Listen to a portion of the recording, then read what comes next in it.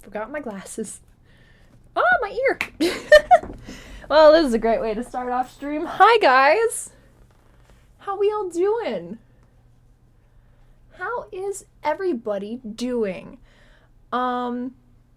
Today is gonna be a bit of fun. This is gonna be another sort of one-on-one, quote-unquote one-shot, wink wink, adventure. Today we're gonna be doing some sort of prequel Kairi lore for all of you today, which is gonna be a bit of fun. If I'm being real, it's gonna be a bit of fun.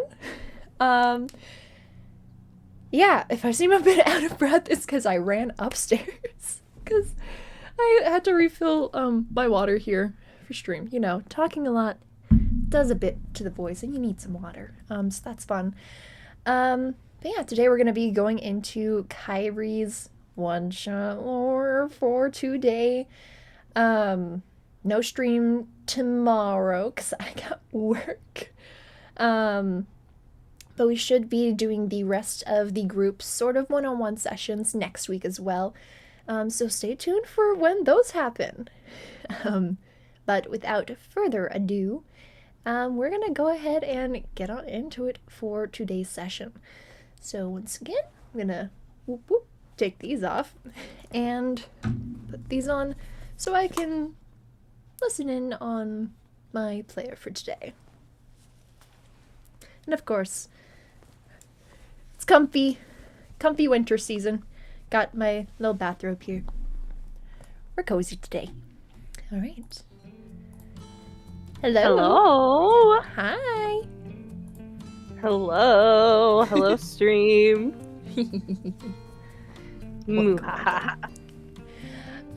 So let's go ahead and do little introductions here before we have a little bit of chatting before your session starts. Right. Hi, I'm Chloe. It's Chloe, my dudes. Nice to see y'all again. I'm the owner of this channel and DM for this campaign and all these little one-shots. Fun fact of the day, I was writing quite a bit for our next group session today, so just know I'm prepared for some fun shenanigans for y'all to get up to. I'm scared. You shouldn't be. This one's it's a fun arc. It's a fun. Oh, it's arc. a beach episode? No, it's not. Okay. Not but like yet, anyway. equivalent. Oh! I expect a beach episode with everyone having full beach. We need to like group commission like beachwear episode art because that would be so fun. You think I won't do like special event profile pics for all y'all? Hell yeah. Yeah. Anyway, your Hell turn. Yeah. I'm Mads. She, they pronouns are chillin', and I play Kairi. She, her pronouns. Fun fact of the day, I discovered I like ginger ale, so I'll be sipping on that. That's fun. Yep. Nice. That's all I got. I just worked. Yeah. Yeah. that's all I got. So how has your day been? Just chilling, working on some new Kairi art. Ooh, I look forward to that. Working. Yeah, I'm hoping to do in our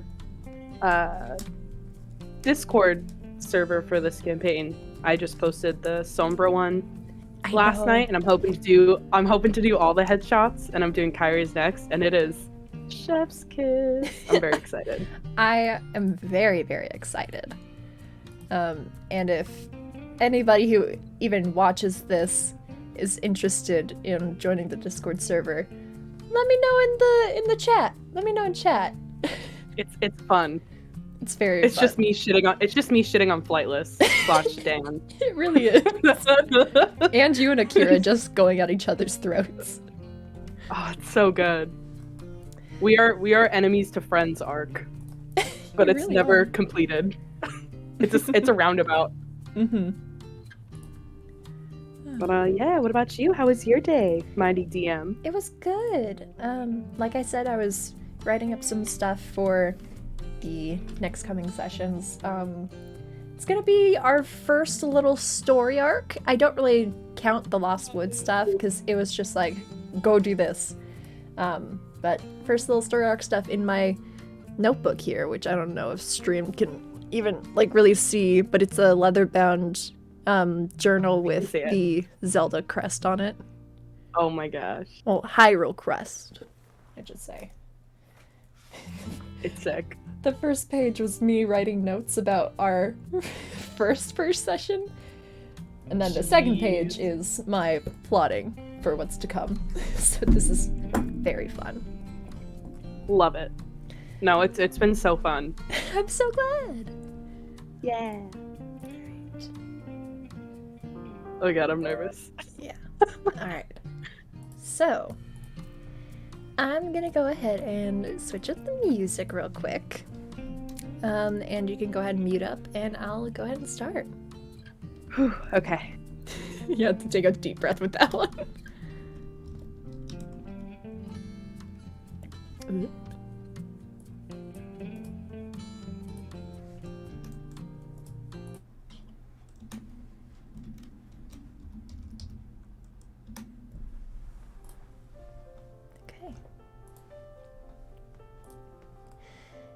In a time before our heroes have met, even in the land of Hyrule, where its people are easily connected, there are places hidden away from the light and prying eyes of travelers and onlookers.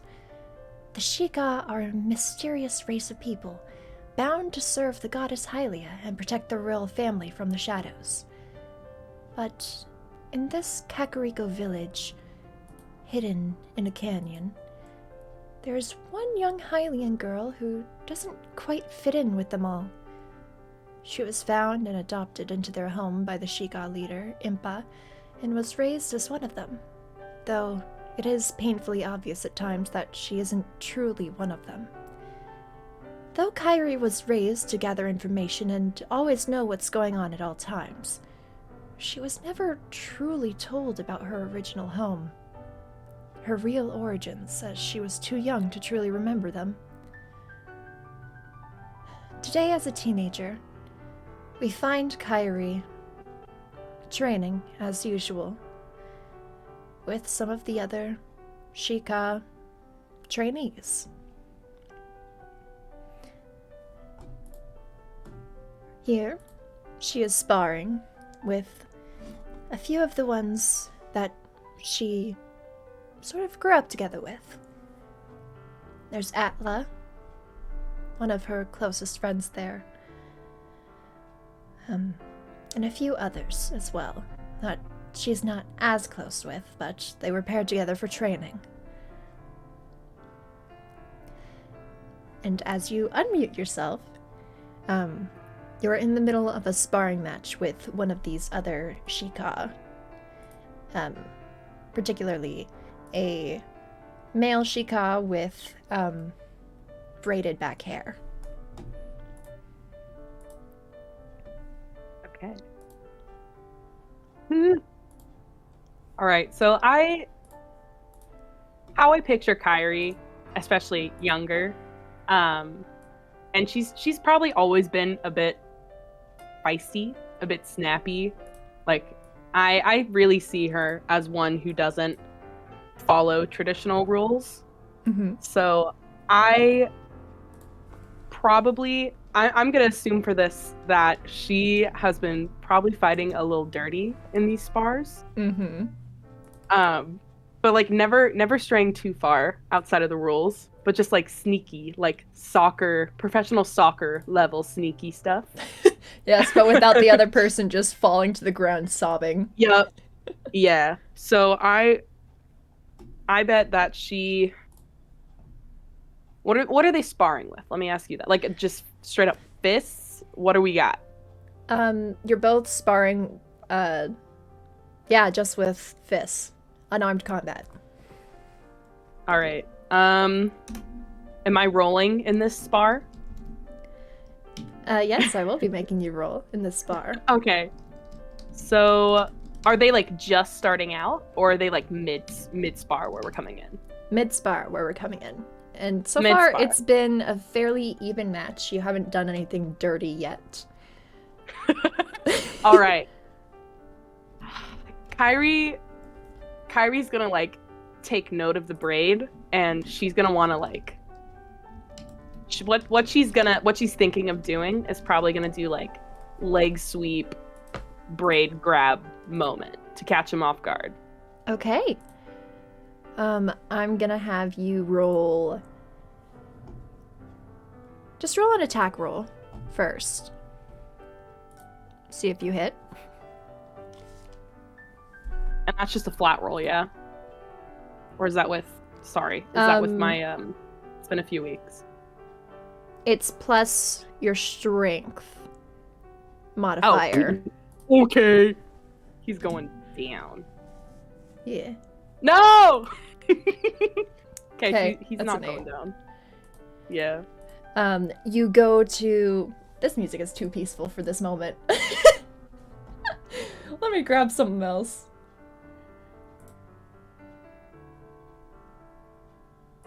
Let's see, what's this one? If it would load. That's too intense. Ooh.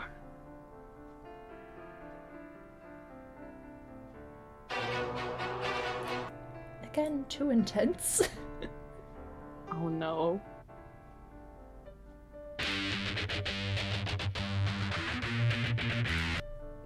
That was a fun one, but no. Yeah, this one will do. Alright.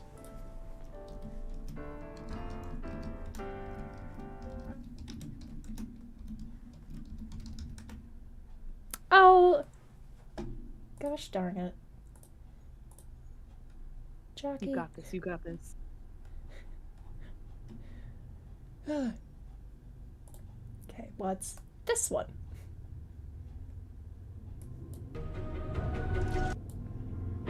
Sassy jockey today. I'm trying to be fast with this so things aren't thrown off. All of this is so intense. I'm gonna go to a different playlist that I've made. See if just tense music will be better.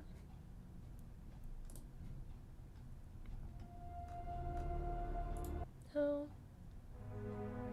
No. Oh no.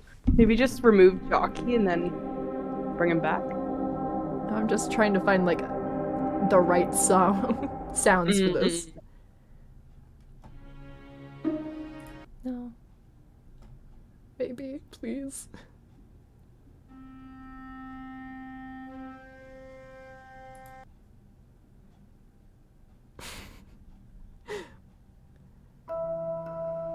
No. You know what? Intense will have to do. Oh jeez.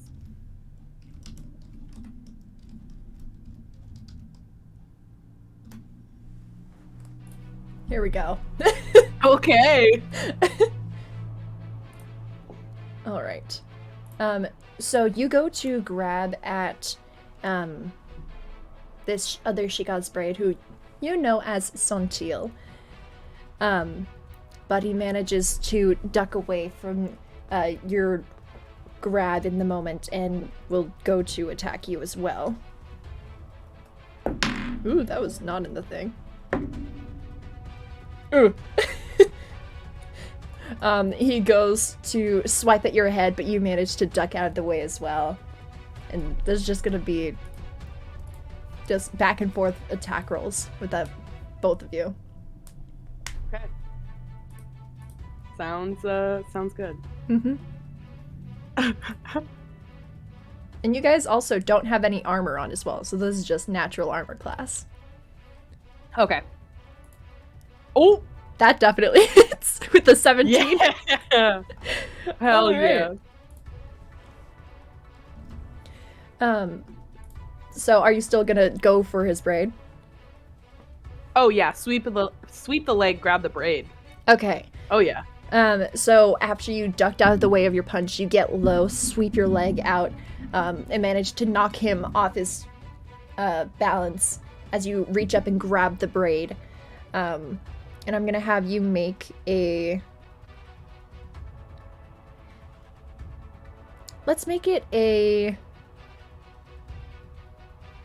athletics roll, because I imagine you're gonna yank him around with that braid. Yes, sir. That's one of my +5ers, so is that a D20? Yeah. And that one's still okay.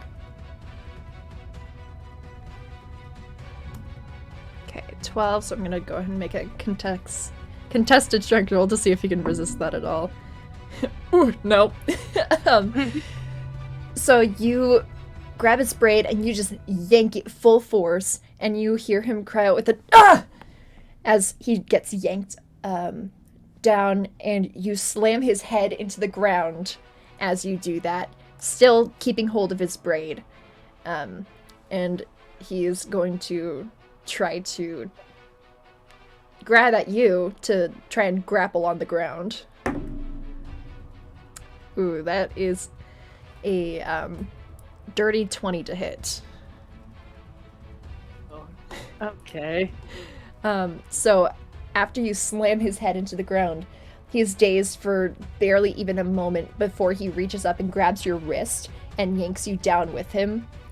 And I'm just gonna need contested strength rolls for the both of you.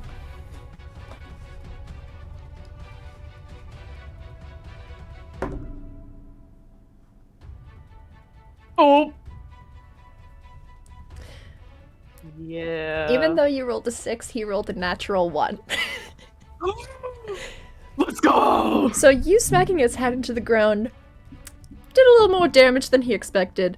Though he's able to make you come down to the ground and roll around with him, you're able to get on top of him and just start punching. Yeah, that sounds about right. So I'm gonna need just damage rolls for you until he's able to break your hold on him. Nope. Are we using... What die are we using for damage? Damage I is... only have... For unarmed strikes, I believe it's 1 plus your strength modifier? Or 1d4? Oh, just... Hold on, let me see. I think it's a D4.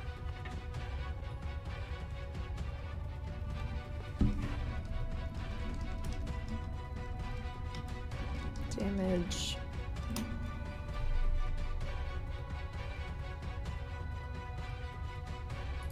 Let me see. This is turn, bonus actions. What?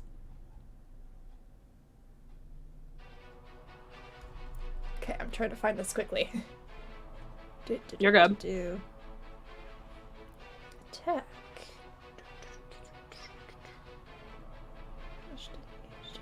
Ready. Search use. Attack. Modifier.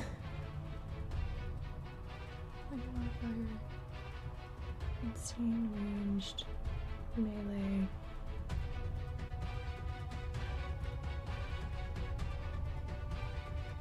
Okay. Now it's just 1 plus strength mod. 1 plus... Okay, so that's 4. Okay, so he's just gonna be taking 4 damage until he's able to break this. He failed his first roll, so he's gonna take another 4 damage. I killed this fool! What's your base strength? 17. Okay. That's my high stat. So he takes 12 damage. Good God. Before he's able to just kick you off of him, just being able to get both of his feet underneath you and just shove with his feet against your chest, knocking you off and away from him. And he is like bloody and bruised. And as he drags himself off, sort of swaying, because I imagine all of your punches were going for the face. Yeah. Yeah. As he's getting back up to his feet, he wipes at his nose that's bleeding and clearly broken. And he's looking at you, almost disgusted, and he's like, I always knew Hylians like you played dirty.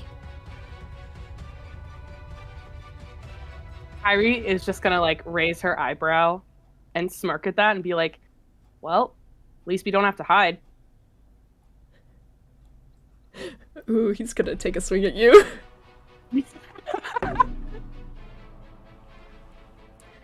My man's. My man's. He rolled a 2! So he stumbles over you and just goes to swing. But you just sort of step out of the way. And that makes him even more upset, and he swings again. He got an 8! Kairi is just like, at this point, just laughing. And just like, oh, Santil, when will you learn? He spits and just like at taunting, just taunting him. Did you say he spits at her? Yeah, he spits at her, and there's like blood mixed in with the spit, too. Did it hit her face? Yes. Alright, Kairi is gonna wipe it, look at it, and then like a psychopath, swipe it across her face from one cheek to the other one, and be like, is that all you got? Okay. You see in this moment his eyes sort of widen with rage, and his mouth sort of comes up into almost a snarl, and he just leaps at you. If you say nat 20, I'm gonna end my life. I'm not even kidding. It was. You cut out. What did he roll? He rolled a nat 20. He rolled a nat 20. He did. So fair. He just leaps at you with just a yell. And you both go tumbling back in this little dirt arena that you guys have been sparring in. And he just starts wailing on you. Okay. And he's got a similar strength to you. So you're gonna be taking 4 damage. And you're gonna have to roll strength saving throws to try and get out of this. Okay. And for each one you fail, you take another 4 damage. Okay, what are we putting my HP at? Because when I started the campaign, it was 11, but now it's 18. Or maybe it's in the 20s. Let's put it at 11. Great. Okay. Okay. Yeah. First saving throw. Eat my shorts. Eat my shorts. Oh wait, his first punch would have done double the damage, so you would have taken 8 damage just from that one. Okay. But after that, you rolled a 24, which is very close to a nat 20. You're able to just shove him off of you. Or, no, you roll over so that you're the one on top now. And I need you to make one more, strength check to see if you're able to pin him.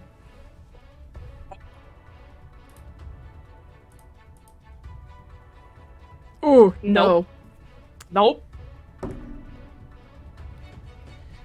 Well, he rolled a 17 plus 2 to try and... Or no, 17 plus 3, so he rolled a dirty 20 to roll you guys back over and pin you now. And okay. he's... I'm gonna give you one last chance to make a saving throw before you take another 4 damage. Which will, you know... Yeah. So I'm at 3 HP, so, you know. Mm-hmm.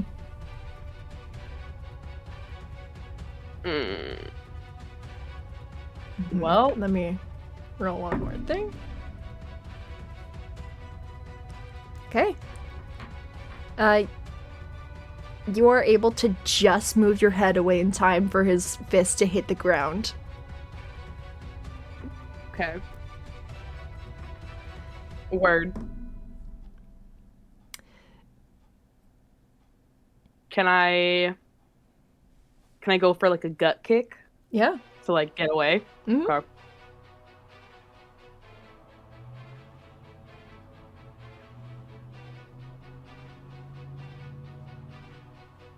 Hey yo. Does that do that? Yeah, that hits. Wow! So you're able to do a gut kick and then quickly elbow crawl your way backwards out from under him as he's hunched over on the ground.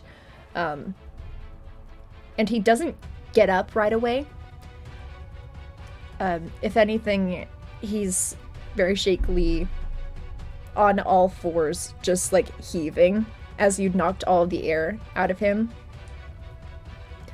And it's at this point where you hear a couple of the other Sheikah who have been watching start rushing over to him and asking him if he's all right.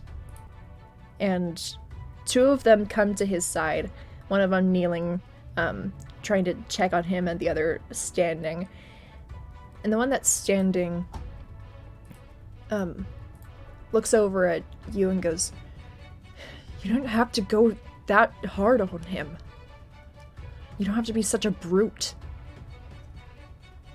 She's just gonna shrug and then like turn her head to the side and spit some blood out and be like, I mean, it's kind of the name of the game, bro. And they scoff. And Atla, who was also watching on the sidelines, comes up behind you and puts a very gentle hand on your shoulder.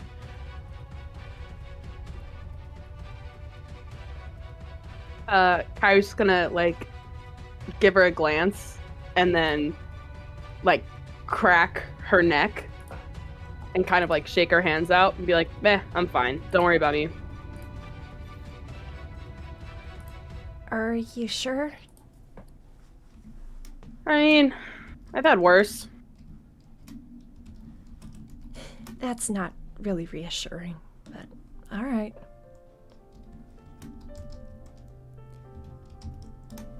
And she... What's... Oh yeah, go. I was just gonna say, she gently leads you away from the little sparring arena that you guys were in. Kairi is definitely running off of like some adrenaline right now. Mm-hmm.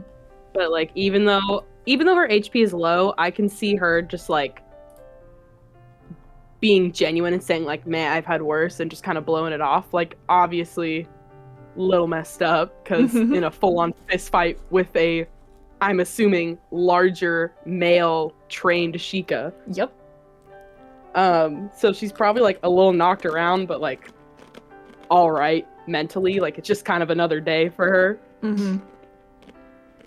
And she's just, as they're walking, she's just gonna like kind of roll her eyes and be like, he's such a baby. He always does this. Everyone always rushes to his aid because he's the golden boy or whatever. But like, I mean, he's bigger than me. He should be able to take a punch or two without crying about it. You get a very soft laugh from Atla, who's walking beside you. And even though she's a Sheikah, she's shorter than you. Noted. Which is something that doesn't usually happen among Sheikah. They're normally very tall, but she is smaller than you. The misfits. And you hear her softly laugh a bit, and she's like, I know, that's how it usually goes, though. Kairi's gonna like lock her arms and like stretch him up and then put him behind her head as she's walking and be like, yeah, that's why it's so fun to fight him. I'm not gonna lie. You really shouldn't want to fight people so much. It's not something quite honorable unless it's in the midst of a battle to protect. It's battle training. We're supposed to spar. So what if I like it? Sparring is one thing. You just seem to like beating people up. Well, I like beating him up. And she's just kind of got to chuckle at that. Yeah, I like beating him up. If you're not too careful, some of the elders might think that you like him. Ew. And Kairi's gonna give her, like, the death glare of all death glares. And be like, no. If anything, he likes me. He keeps coming back for more. And Atla, though she is wearing a mask that covers, like, the lower half of her face, like she pretty much always does, you can just tell that she's smiling behind the mask. And she's like, I know, just warning you. Yeah, what's to stop people from assuming that we like each other? I mean, we're together all the time. She shrugs a little bit. I don't know. We don't fight. Well, yeah. Because, I mean, I'd win. And she says that, like, jokingly and kind of nudges her shoulder. Atla very easily, though, like, she doesn't mean to, like, shoves you really hard. Trying to, like, reciprocate the playful shove that you gave her. But for as long as you've known Atla, though she is very small, she is crazily strong. Physically. And she has a hard time keeping control over that strength. So she does just shove you really hard. As she laughs a bit. I think Kairi's eyes are gonna light up at that and just have a big grin and be like, "Atta girl! Why don't you get in the ring?" I don't really want to injure anyone. At least not amongst the town. It's not about that, though. What if you're in the, the greater areas of Hyrule one day on a mission and you get stuck and cornered? I'm not always going to be there to protect you. I know. And I'm not always going to be there to protect you. And she, like, reaches up and ruffles the top of your head. Kairi's just going to, like, chuckle a bit and roll her eyes. Yeah.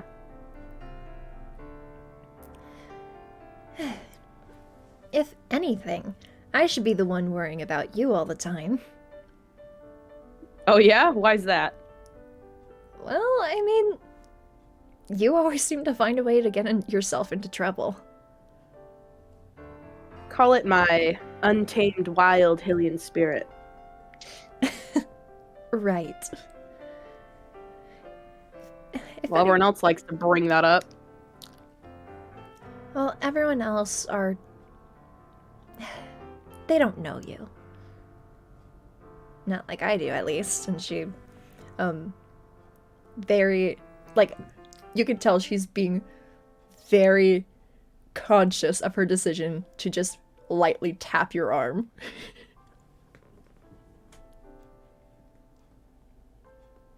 Kairi is gonna, like, stop walking and look at her and just be like,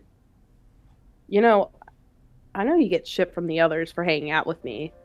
I don't think I've ever really said, words of appreciation about that. And she's just kind of gonna, like, look down, like, clearly struggling to find the words to say, like, basically, thank you for being my friend.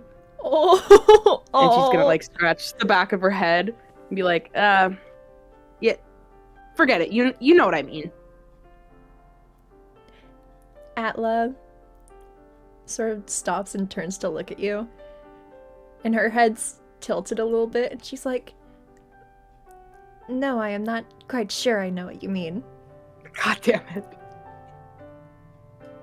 Kairi's just gonna, like, look up and just kind of, like, internally be like, oh, fuck. And, look at her and be like, do I really? So I gotta spell it out for you, kid? Don't call me kid. Nah. You're like, what, 3 months younger than me? Yeah.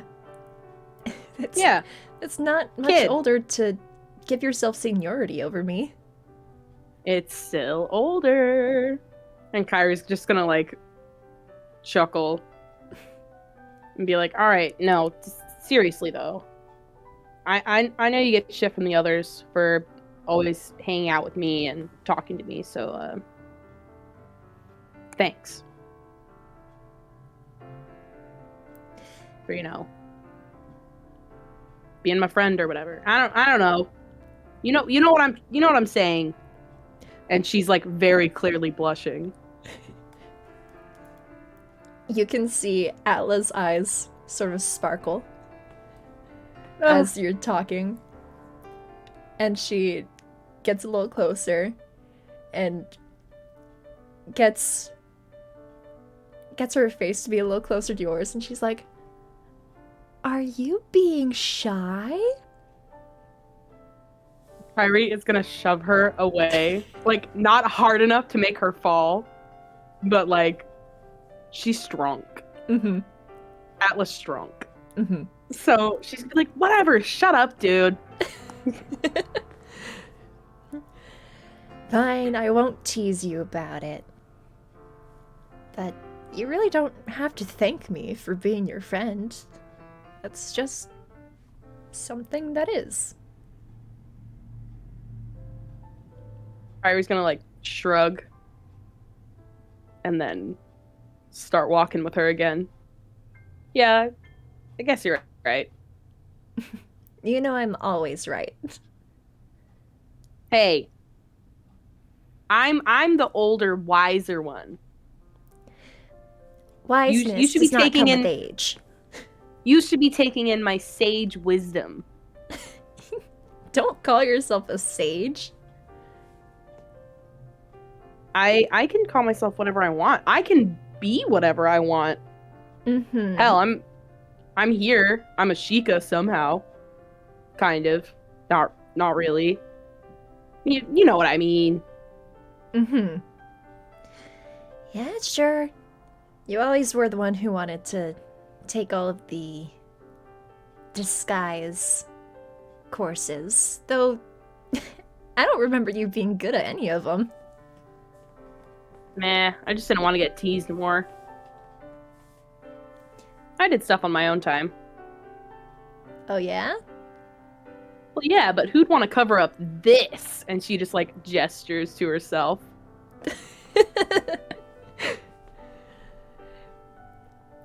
You're weird. Yeah, and you're short. How dare you? I thought we had a pact to never mention my height. Well, pack broken, Pipsqueak.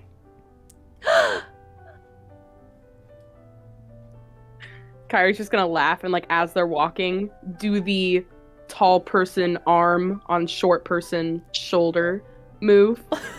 I know yeah, that. no, I know that's that why. well. That's why I keep you around. Perfect armrest. Oh, you just stop that. And she, like, shoves her arm away. Where are they walking, by the way? You guys are just walking through Kakariko Village. Oh. And as you walk, with your face semi-bloodied and bruised from your previous spar, Nice. because you got one good knock to the head there. Yes.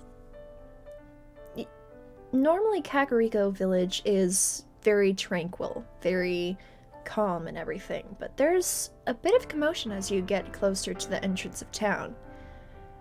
And as you both look and sort of stop your your friendliness, because normally public displays like this aren't really normal, you both see Impa arrive on horseback. and several other Sheikah at the entrance there greeting her.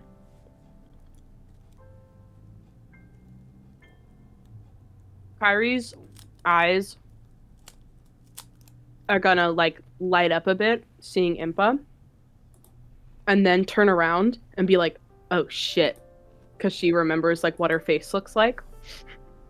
She's gonna be like, Atla, this and just point at her face and be like, I'm in deep shit. We gotta fix this.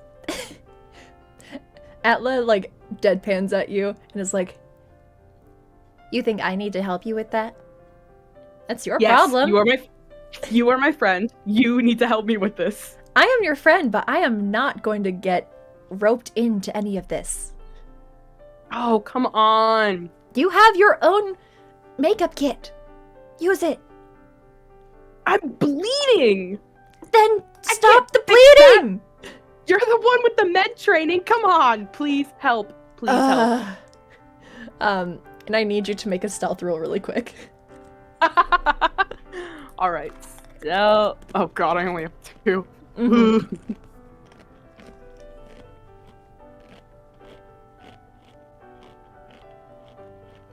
16. Okay, let me see here.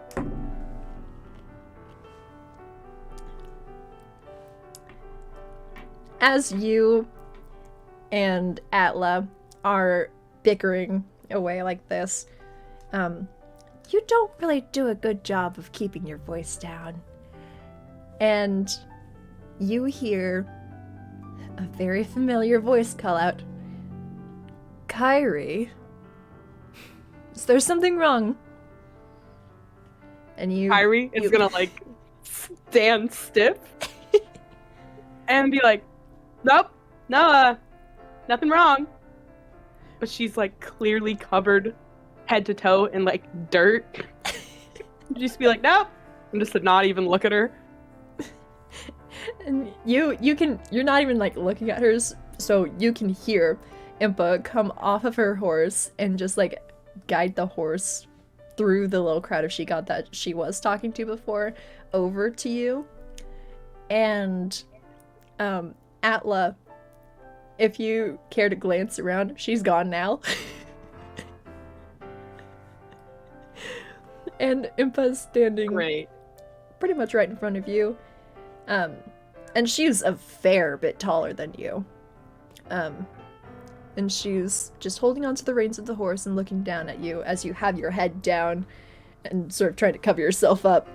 And she's looking you over a bit confused, and she's like, why are you covered in dirt? Oh, funny. I was, studying, reading some new, disguise, techniques. I was reading up, and, just, I was just practicing, with the, local floral and fauna, and she's just, like, spitballing absolute bullshit. I need you to roll deception for me. All right. And I have -1. Mm-hmm. Mm-hmm. There's a reason you've never been good at lying. Great. That's a 4. Impa just looks at you for a moment before using her other hand to gently raise your chin and look at you dead in the eyes with a very unamused expression on her face. And she's like, have you been scrapping all this time that I've been away at Hyrule Castle? Impa, it's not scrapping, it's sparring. Completely sanctioned. Did you have any of the elders sanctioning your spar? Okay, but like I wasn't the only one there. There were others. And I'm sure that they got sanctioned. So by like yeah.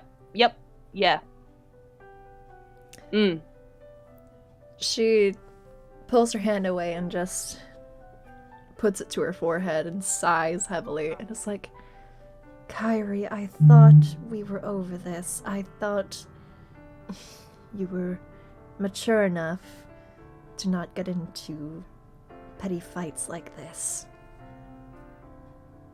Wasn't it you who said it was important to hone our skills through diligent training? Yes, but punching a Santil is not diligent training. How? What? I never said it was Santil. Who else do you fight with? Plenty of others on occasion when asked.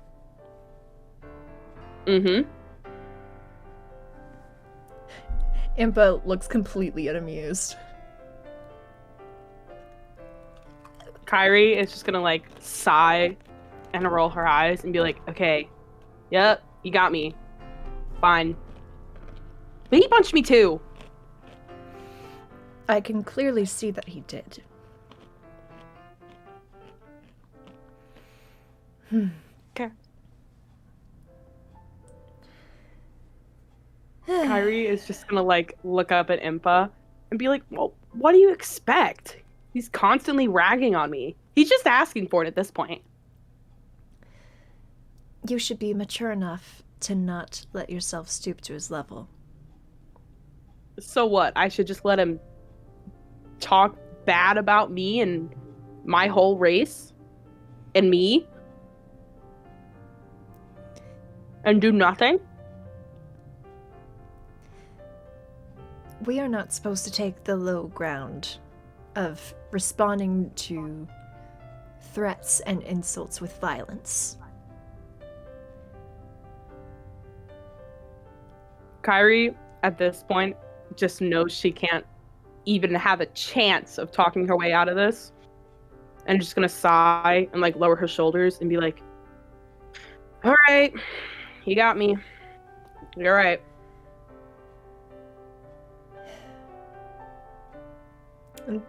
Impa just looks at you for a moment before turning back to the other Sheikah that she was speaking with before and tells them, I need to have a word with her. And then she looks back at you and says, follow me back to my house.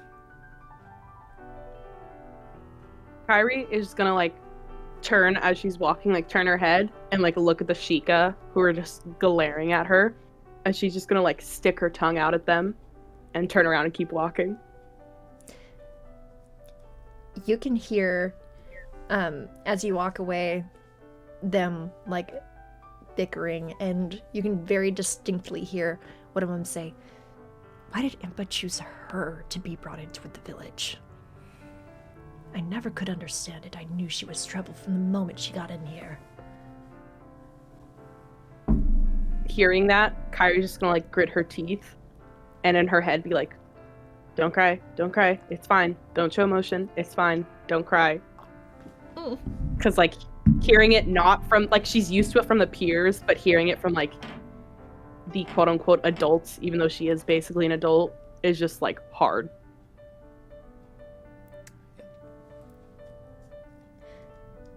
And so you walk with Impa through the village, passing by people, hearing Impa greet others in passing who call out greetings to her. And eventually you get to her house, and as you've grown up, your home. And she puts her horse in the stable and just holds open the front door to the house for you to walk in first.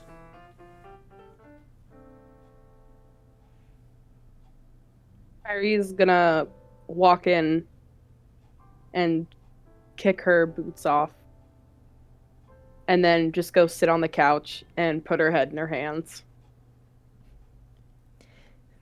After coming inside the house, Impa closes the door behind her and looks over at you, and you can just hear her softly sigh before walking over to the chair that's facing the couch and sit down. sitting very properly, but just leaning forward a little bit and asking you, what started the fight today? I'm just gonna shrug and like slowly take her hands off her face and like lean back so her head is like against the back of the couch and just look at the ceiling. I don't know. Usual stuff. He was talking about how strong he was to some of his jockhead friends and about how no one could beat him in a fight. And of course, I had to open my big mouth and say, well, that wasn't true last week. Which, you know, just escalated things from there, I guess. Kairi. I mean, come on. Look, I know how much you two have a rivalry. For whatever reason it developed. But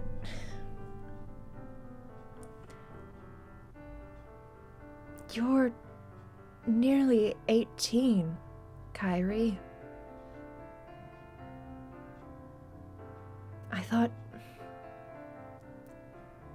you would be able to handle more than just little arguments. Well, just she's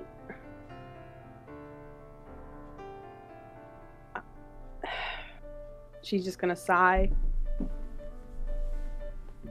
and look at Impa, like a little like side glance, like not moving, and just be like, I mean,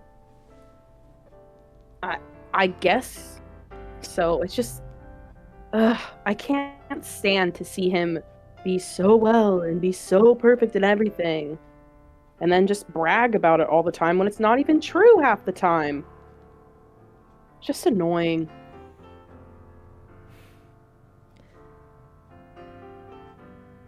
It's all right to be annoyed with people like that. And if I'm being honest, even I get a little tired of people sometimes as well. But that does not excuse the retaliation of it all.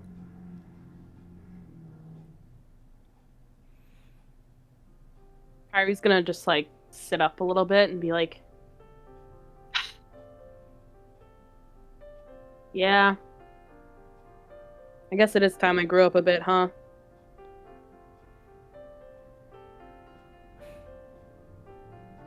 You can see Impa's face soften a little bit. And she reaches out to put a quite long hand on top of your head and just to hold it there as she leans down a bit to look at you. I'm glad you finally realized that, at least. Well, I mean, I knew it. I just, didn't want to do it. You have always been quite brash with things, haven't you? Kairi's just gonna shrug and give a small smile. I mean, you blame me? Not all the time, no. Oh, just some of it. And Kairi says that, like, with a smirk.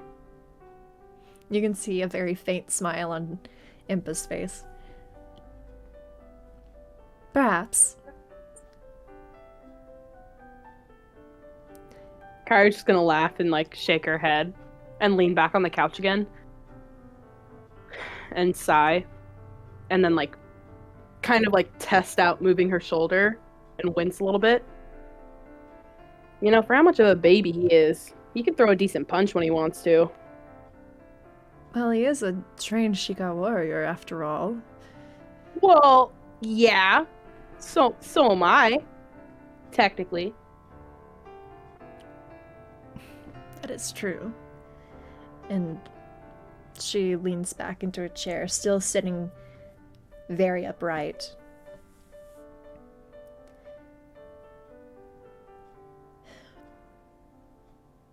You know. Kairi just. Oh no, go ahead. Okay. Well, Kairi was just gonna like look at her and be like, "All right, what is it this time? What do I gotta do? What's my punishment? Lay it on me. I'm a grown up now. Gotta face my consequences and all that."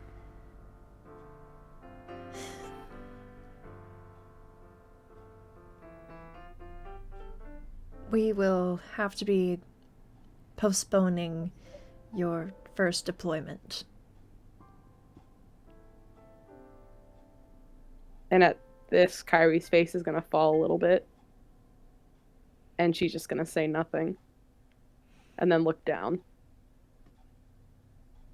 I know how much you have been looking forward to it. Getting out of this village for the first time since I brought you here. Exploring the land. But I need to be sure that I can trust that you won't make brash decisions.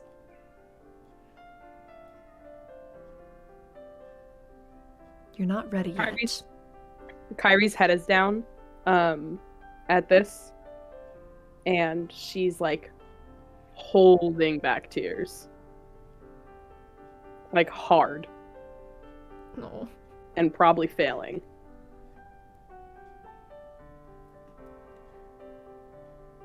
Kairi, you know that I think of you as my own. And because I do, I want to make sure that nothing could happen to you when you are out of my reach.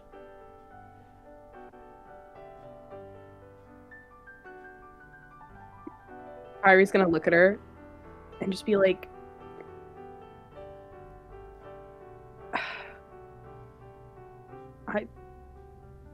yeah, sure, whatever. And then just look away. Kairi. No, I get it. That's fair. I didn't follow the rules again. So, you know what? Yep. Let's just, yep. Sure. And she's just, like, growing cold emotionally at this point, because angsty teen. Pissed. If you were to look at her, you would be able to see just the slightest furrow in her eyebrows. And she stands and kneels in front of you, looking up at you, and says, "Though you are my own, you are not a true Sheikah. You do not have to hide your emotions so much as we do." Kairi is gonna wince at her saying that she's not a true Sheikah. Because that's like all she's ever. It's what she's wanted, but knows she can never be. And she's just gonna look at Impa, and a few tears fall down her face. Impa puts a hand up to the side of your face and gently wipes at some of the tears and says, "You will always be a Hylian at heart. And Hylians are much more expressive than we are. So it is all right for you to show yourself being upset." Kairi's gonna scoff and move away from her hand and look outside and just be like, "Yep, well, not out there."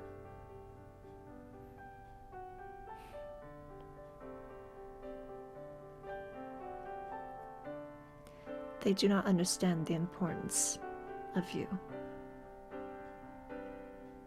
Kairi's gonna give. You should not care about their opinions of you, especially since they do not know you. But at Kairi turning away, Impa just retracts her hand and is just looking at her.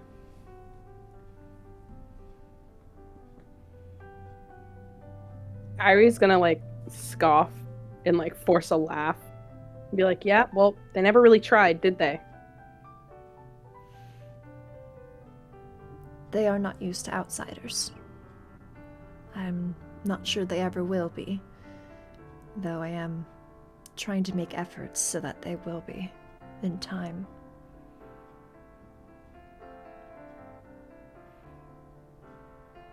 Kairi's gonna look up at Impa and just be like, is that why you've been gone so much? As of late, yes. And I've been given a few more duties at the castle in these past few years.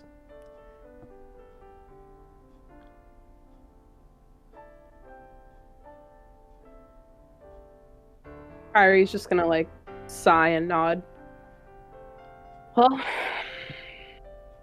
I mean, I guess that makes sense.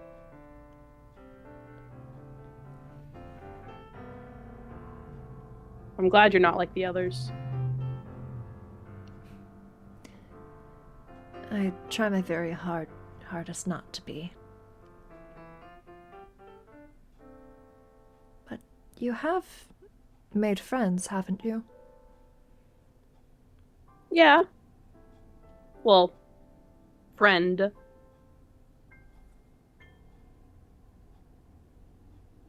Then you should not be too greedy. Sometimes... Hey, I never said I wanted friends. Impa gives you an almost knowing look and says, people apart from the Sheikah are supposed to be more social. Even though you may not have said that you wanted friends, I am sure that deep down you always have. And I am relieved that you have been able to find someone who's able to stand beside you, even if it is only a single person.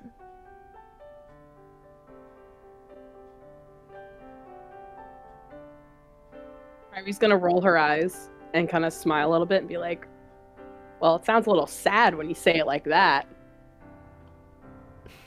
My apologies.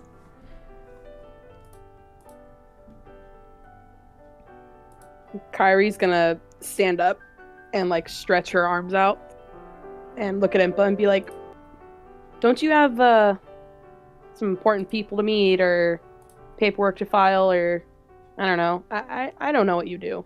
Don't you have like Impa things to do? You can see almost a smile on her face as she stands back upright to her feet. Yes, I do have several things that need to be done upon my return. But I thought I should check up on you first.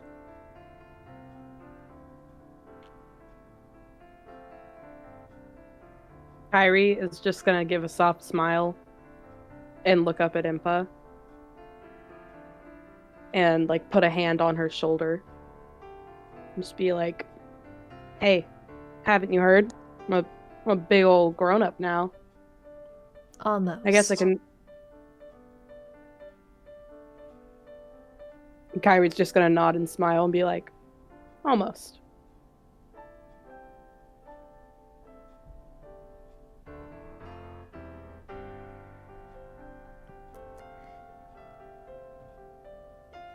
Impa just looks down at you for a moment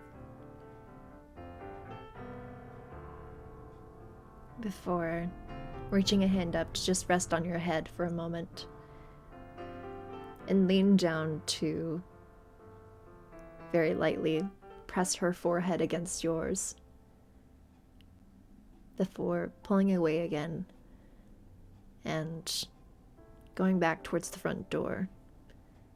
And she looks back at you and says, "It would ease my mind if you were to stay in the house for a bit longer today."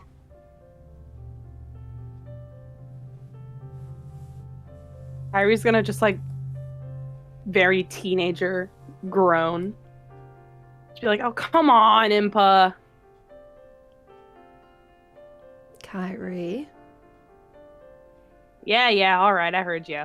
Go do Impa things. And she's kind of like doing a shooing motion with her hands. I'll stay out of trouble because, you know, and she's gonna mutter this and be like, "Yeah, because you're back now." And Impa just gives a slow nod to you before turning away and leaving the house.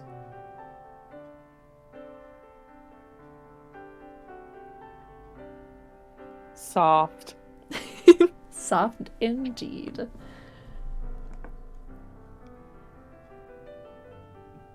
Kairi is gonna get cleaned up and change clothes because grubby and dirty, and then just go sit like on the front steps with her head in her hands, like that kind of like where it's like your hands on the sides of your cheeks with like her elbows on her knees, just kind of pouting. You sit there pouting for a little bit before you hear kind of like behind you and to the side, "You must have gotten quite the scolding, huh?" From Atla. Kairi's head is gonna whip over and be like, "Yeah, thanks a lot for that." Hey, I told you that I was not going to get involved. You would have gotten scolded either way. Kairi's gonna sigh and turn her head forward again and be like, "Yeah, you're probably right. Actually, you're definitely right." I'm always right. We've been over this.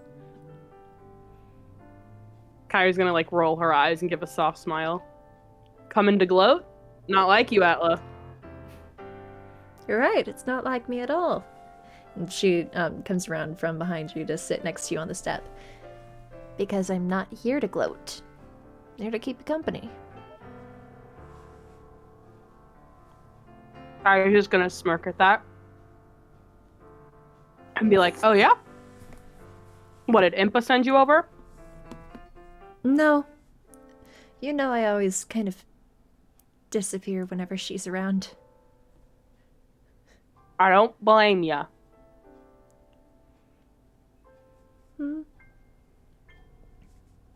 Let me guess. House arrest? Yup. How long? Didn't say. Not getting dispatched, though. What? That's...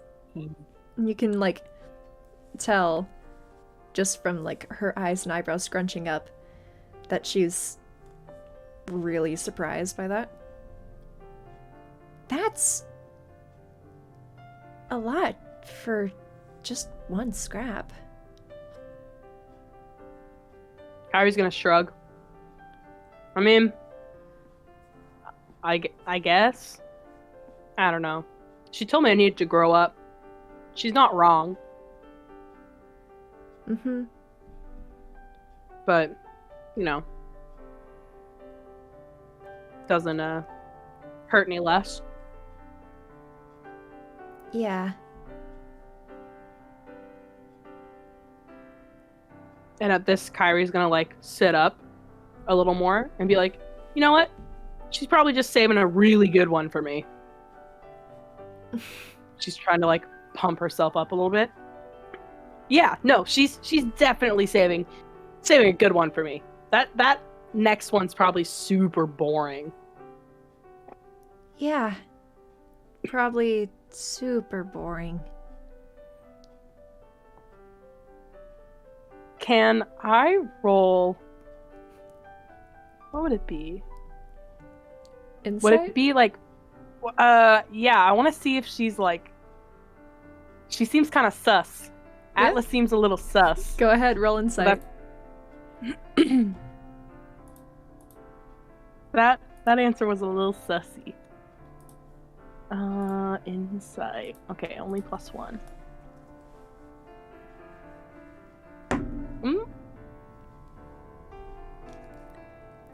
That is just barely high enough for what I rolled. Yes! Okay, so you got a 12 with what I rolled, and the pluses that Atla has, it was a 12, so you just barely get it. Yes! You can tell that from that answer, she's a little upset.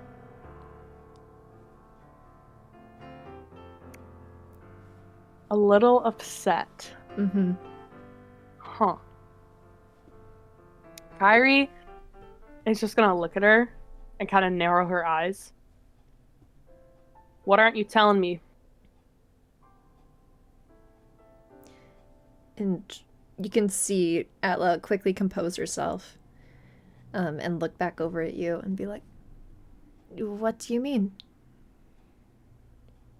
Kairi's gonna roll her eyes and look at her and be like, oh, come on, Sheikah. I can tell when something's bugging you. And Atla just looks at you for a moment before sighing. Maybe I've spent too much time around you. I'm losing my touch. Kairi's just gonna like raise her eyebrow and be like, what touch? I've always read you like a book. Uh-huh.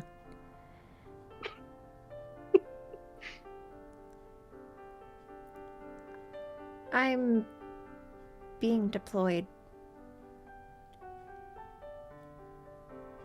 Kairi's face falls at this. And then she quickly looks down and is like, oh. Well, huh. She can't really find the words to say. Yeah. When? And she sort of... There's no change in her face that's become a lot more stony, but she does sort of shift a bit where she's sitting on the step with you.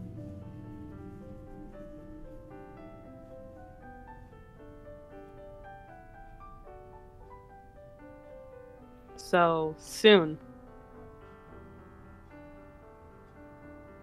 Yes. I had hoped that we would be deployed together.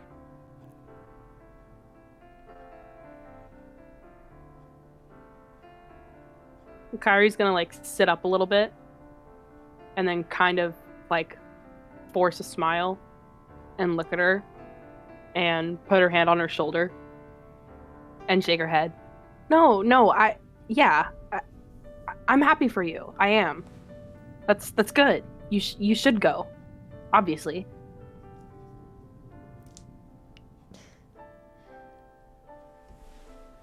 She turns to look at you. Her face still a bit unreadable, and she says, I know I should. It's my duty, but I doubt you've even noticed this, but you're really the only one I talk to. Well, duh. You're around me all the time. Who else would you be talking to? She shrugs a little.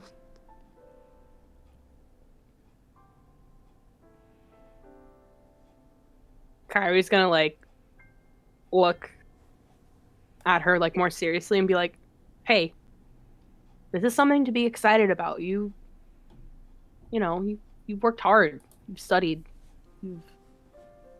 She's gonna sigh. You've gained the trust of the elders. It's your time. It's not mine. So it is what it is. Yeah. I mean, it's not like I can do anything about it now. One doesn't just turn down an offer. Of course not. I'd probably take you to the sparring ring myself if you turned it down. That gets a little bit of a change in her expression into a little bit of an amusement. Yeah, you would, wouldn't you? I mean, come on. Have you seen yourself with a kunai? You kick ass. You're awesome. You deserve it. And she's like, as Kairi's talking, she's also trying to like talk herself into being excited for her.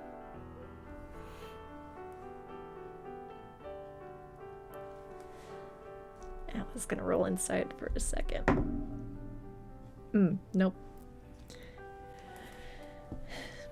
She just looks at you for a moment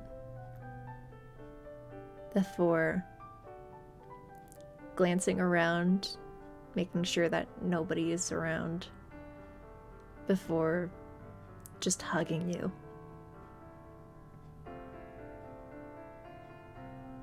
Kairi's eyes are gonna go wide, and she blushes a little bit because she knows like the significance of this. And she's gonna hug her back really tight and just be like, just tell me about it when you get back, okay? Of course. And you guys are in the hug for one moment more before she quickly pulls away and composes herself once more and is kind of looking away from you and just nods a little bit.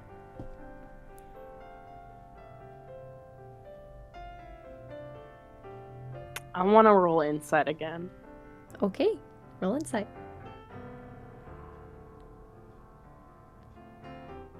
Nope. Nope, you cannot tell much with a 7. Kairi's just gonna look at her a little confused and then like shake her head and look around again. You gonna miss it? I mean, this?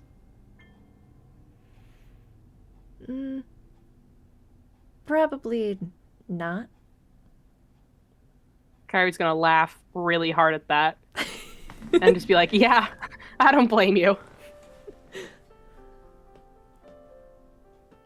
Yeah. All this is just something that I always knew was gonna end someday. Yeah, but you'll be back. Do you know where you're going at least?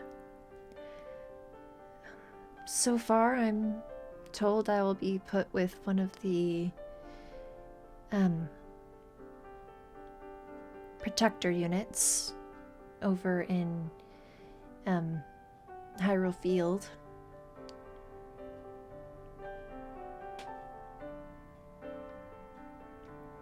That's a long ways away from here. Yeah, but I mean, it's not like you're gone forever, right? And Kairi's saying that like as a joke, like haha hee hee. As far as I know, I'll be able to come back and visit.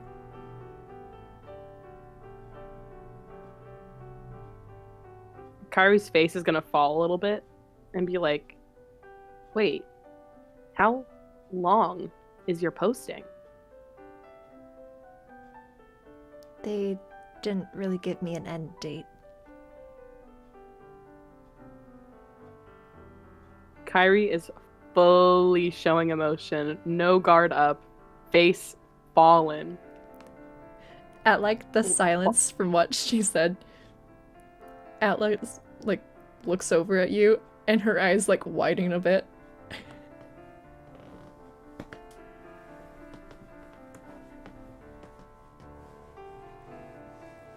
Kairi is just gonna like grit her teeth and look down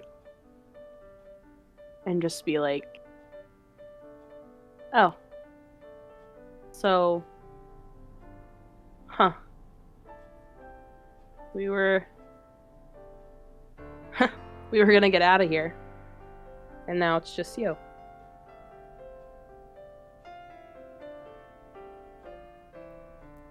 I guess For so. who knows how long. She nods a little.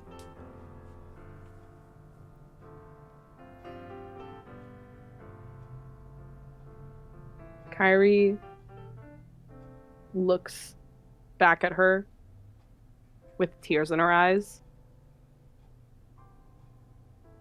So, I guess this is goodbye, then.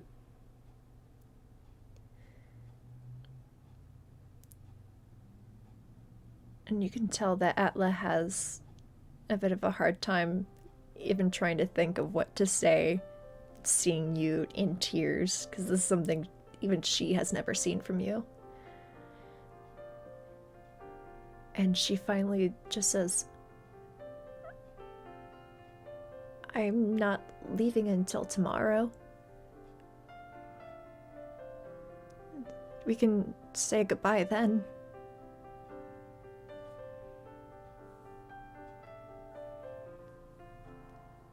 Kairi's just gonna nod and, like, quickly, like, brush her cheeks. Be like, yeah, tomorrow. Right. Of course I'll be there. I'm not just gonna let my best friend go without saying goodbye.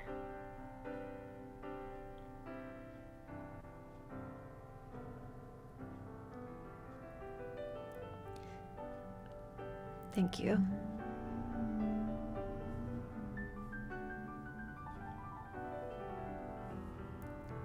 Kairi is gonna look around to make sure, like, no one's really around. And she's gonna be like, all right. We're gonna make a promise. Okay? Someday, hopefully soon, I'll be able to go out into the world and we'll see each other again. And who knows, maybe I'll get deployed to the same place. And then we can be there together. Like, nothing has changed except, well, everything has. And Kairi's gonna hold out her pinky and be like, let's promise to always be friends, okay? Because then no matter where we are, we know we at least have one friend. Atla looks at you for a moment, a bit stunned, before you can see her eyes soften. And she puts her pinky out and intertwines it with yours and just says, promise.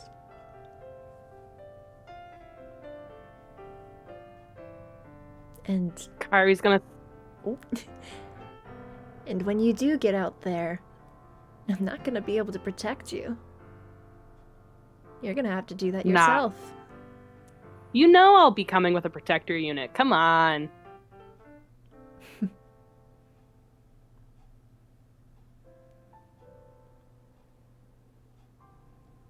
I am gonna miss you, though. Yeah. Who knows? Maybe once I'm sent off, I'll become a mute. Kairi's just gonna laugh at that. And be like, yeah, you know, that sounds about right. You didn't talk much when I met you. I'm not really the talkative type. At least. Nah, but that's okay. Yeah. She's very hesitant to pull her pinky away from yours.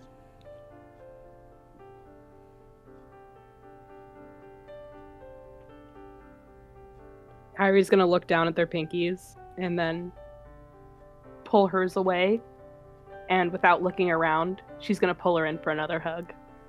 Oh. Atla's a bit surprised by your sudden hug. And she glances around hurriedly as you have your arms wrapped around her. before relaxing a little bit in your arms and wrapping hers around you once more and putting her face down into your shoulder.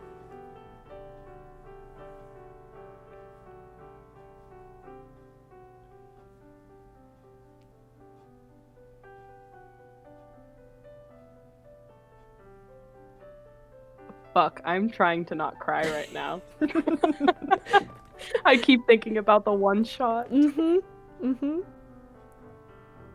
Kairi's gonna pull away and look at her and be like, all right, don't you have some, like, serious packing to do?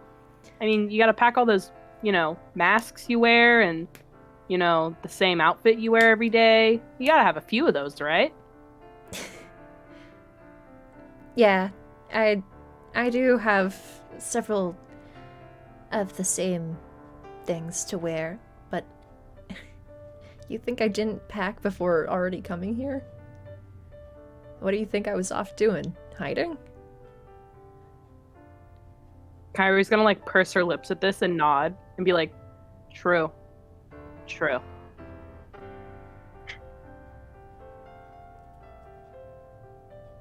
Well, you don't gotta sit here and babysit me. Isn't there anything you want to do before you leave? She shrugs a little. I just wanted to be with you for a little bit. Bye.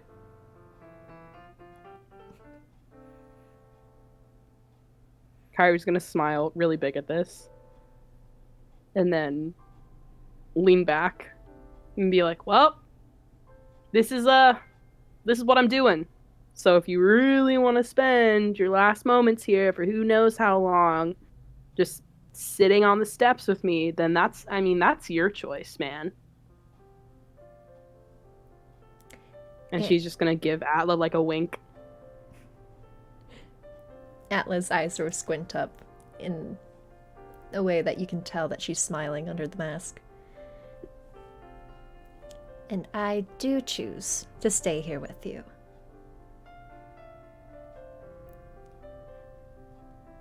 And we could always just write to each other. Oh, yeah. I mean, as long as you stay here and are part of the Sheikah, we could always write to each other. We have the whole owl system. Yeah, no, I skipped that class a lot where we were learning about that, so, it never comes to my mind first. I always went to extra protector training, and Kairi's just gonna chuckle. Yeah, and look where that got you, and she very lightly nudges you with her elbow. Hey, man, I didn't need to know all that. I have you to know all that. And then she's just gonna, like, kind of realize what she said and look down and be like, well, I did do until tomorrow, but man, growing up sucks. It's something we all have to do. I mean, I remember when I was taller than you. Yeah, not for long. Yeah, you really did just grow really fast. Kairi's just gonna shrug. Superior genes, what can I say? Hey. And just kind of laugh. Hey, if everyone else can say it but me, that's not fair. When they say it, they're saying it meanly. When you say it, you just sound obnoxious. When am I not obnoxious?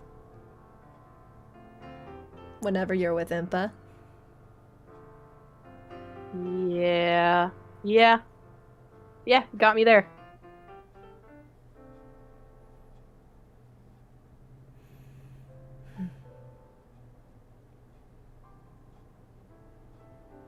You know, since this is the last day that we have to spend together, and she sort of turns to look at you while she's sitting on the step beside you. I know you're the one who usually suggests these things, but do you want to sneak out? Kairi gets the most wicked grin at that and be like, damn kid, never thought you'd ask. And she's gonna reach just inside the door to grab a bag she already had ready. And be like, fuck yeah, let's go. Make a perception roll for me. Okay. Perception is going to be +3.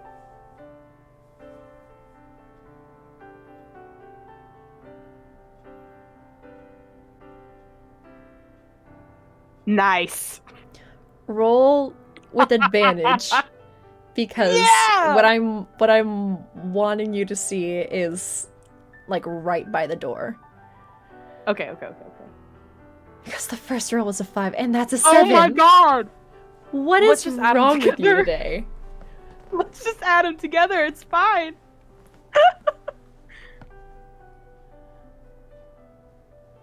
What's the passive perception on the door frame though? That's the real question. You know what? What's your passive perception? 13. 13. You know what? Just use your passive. That will get it for you. Wow! Okay. Wow! Jeez. That's rough, man. This is the real Impa punishment. Not being able to perceive things because you're just on such high alert only for Impa. Literally. So as you reach into the doorway to grab your bag, you see Impa's bag that she had brought in and set down like a couple feet away from the one that you packed. And you can see a scroll. Just a paper scroll, unsealed, that looks slightly tattered. Oh no, the temptation. Kairi's probably decently, I would say decently skilled at going through Impa's shit by now. Mm-hmm. So she's going, do I need to roll for a delicate grasp of the scroll? I'm gonna say no. Okay. Kairi's gonna see the scroll and be immediately curious. Look around outside really quick over her shoulder and then grab it. Okay. And look at Atla and kind of like wave it in her hand and raise her eyebrows and be like, should we see what this is? Impa just brought it back. Are you sure you want to be reading that out here on your front porch? Kairi's gonna shrug and then like root around in her messy little bag full of random day adventure shit that she just always keeps prepped and ready to go. And she's gonna pull out, she probably has like a note or a sketchbook or something in there. And she's just gonna open it, put it on her lap, so it's like angled towards the village, Mm-hmm. and then put the scroll on it and look at Atla feeling so achieved and sneaky and being like, see? Now I'm just sketching. Atla just gives you a really deadpan look and is like, you always go through her stuff, don't you? Oh yeah, have for years. Come on. Impa's my, like, parent thing at this point. You expect me to not go through her stuff? You have more bravery than anyone I have ever heard of. But she scoots a little closer to you to, like, look at the letter. Yeah, that's what I thought. And Kairi's just gonna look down and slowly unfurl it. This paper scroll is much older than you really thought it would be for something that Impa just carries around with her. The paper's worn, the edges are crumpled, a little torn in some places. And as you unfurl it,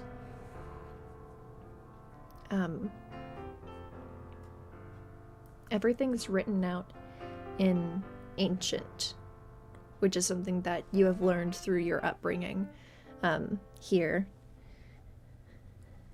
And are you reading this to yourself or reading it aloud?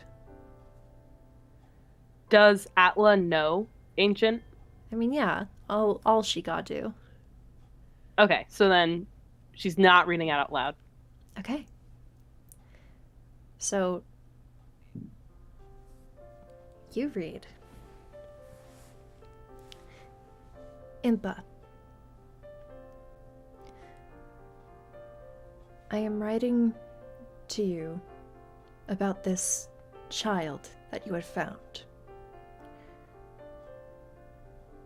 There have been no people in that area for ages.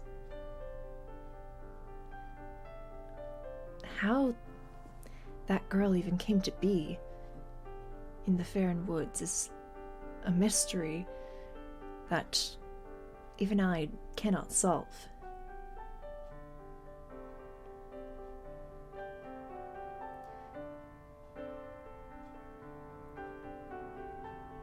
Somehow I feel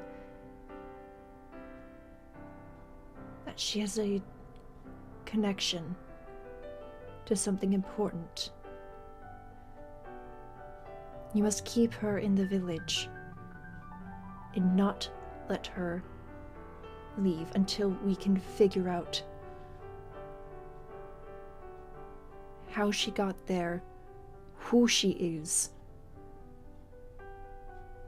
and why she is special. This is something that must be kept between you and I. Not even the elders of Kakariko can know.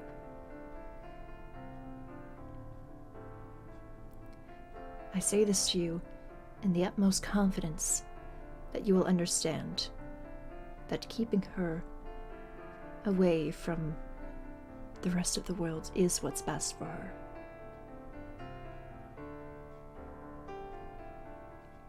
I trust you have the most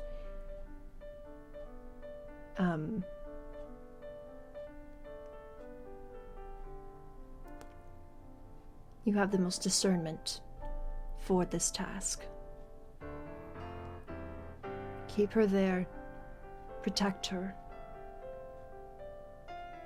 and don't let her know.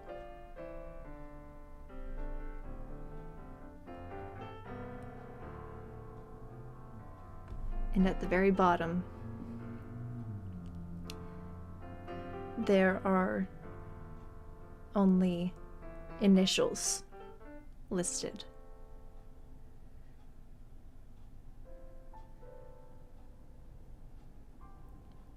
A capital K, a lowercase o, and a capital H, and then a space. RL.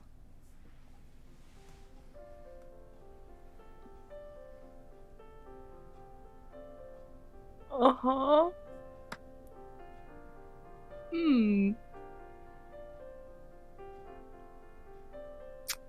Right.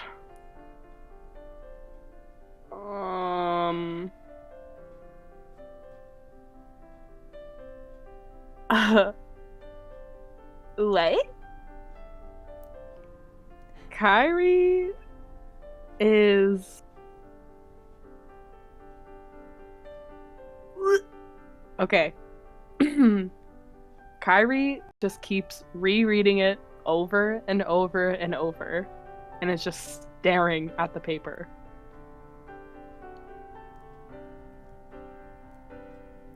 Atla reads through it, and her eyebrows are kind of furrowed. And she looks to you and is like, I wonder what they're talking about.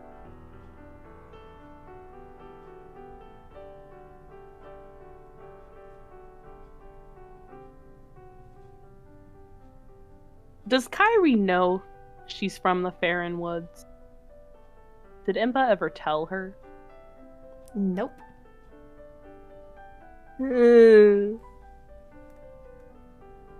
Alright. Kairi is gonna look at Atla and be like, I mean, is it not obvious? And her voice kind of breaks a little bit.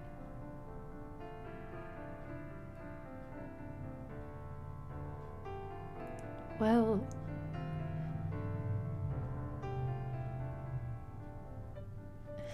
I mean, think about it.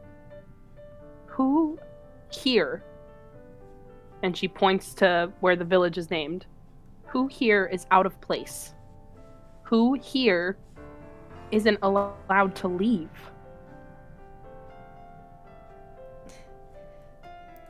you got into a scrap. They were planning to send you out on some deployment, surely. Kairi's just gonna shake her head in like disbelief and just be like, no, they never were.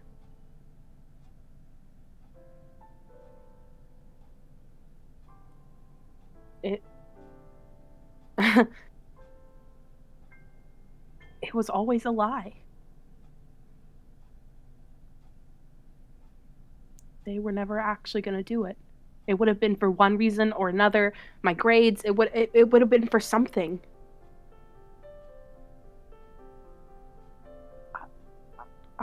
I can't. And like she is short circuiting. Kairi. Hey, Kairi. And she's gonna look at Atla, like distraught.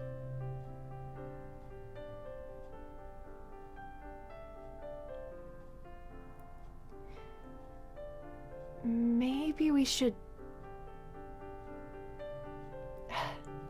You can see in Atla's eyes that she's conflicted.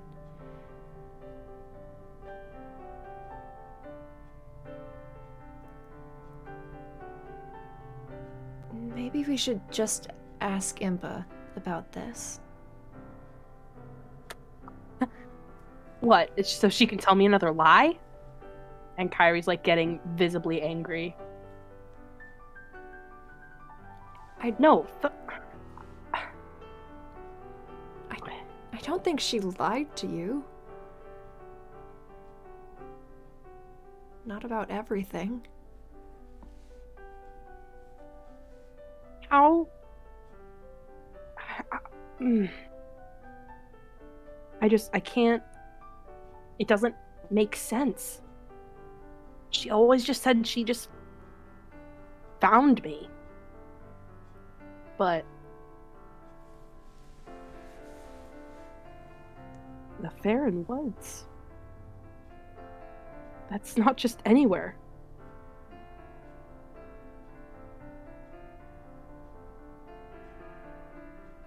Well, it's not like you can just go there. I mean, for one, it's weeks of traveling to even get there, and two, you're kind of on house arrest right now. Kairi's just gonna give Atla a look. You're like, fuck that. You're just about to leave anyways. No, you know what? You're right. I should go confront Impa about this. It's high time I got some goddamn answers around here. And Kairi's gonna stand up and just holding the scroll. And she's gonna start walking down the steps, like with a purpose. Atla stands, but doesn't follow you yet, and she's just like, Kairi! What? What would you do if you found this? Huh? I don't know.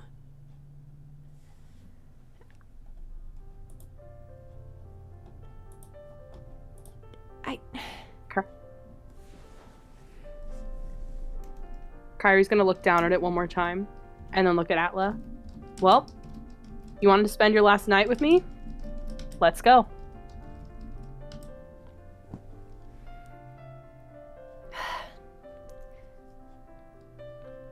Fine. Guess it's time I should finally face Impa for once. Yeah, great fucking time to do that.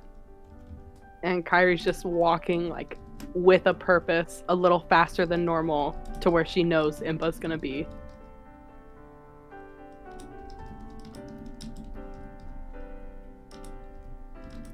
Atla slowly follows you as you walk. And give me just one moment. Okay.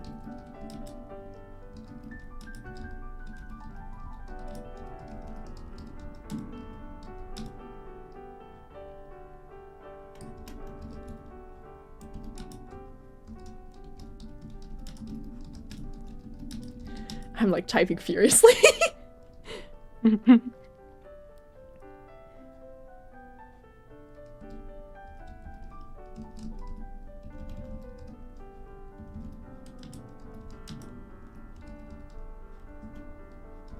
There we go.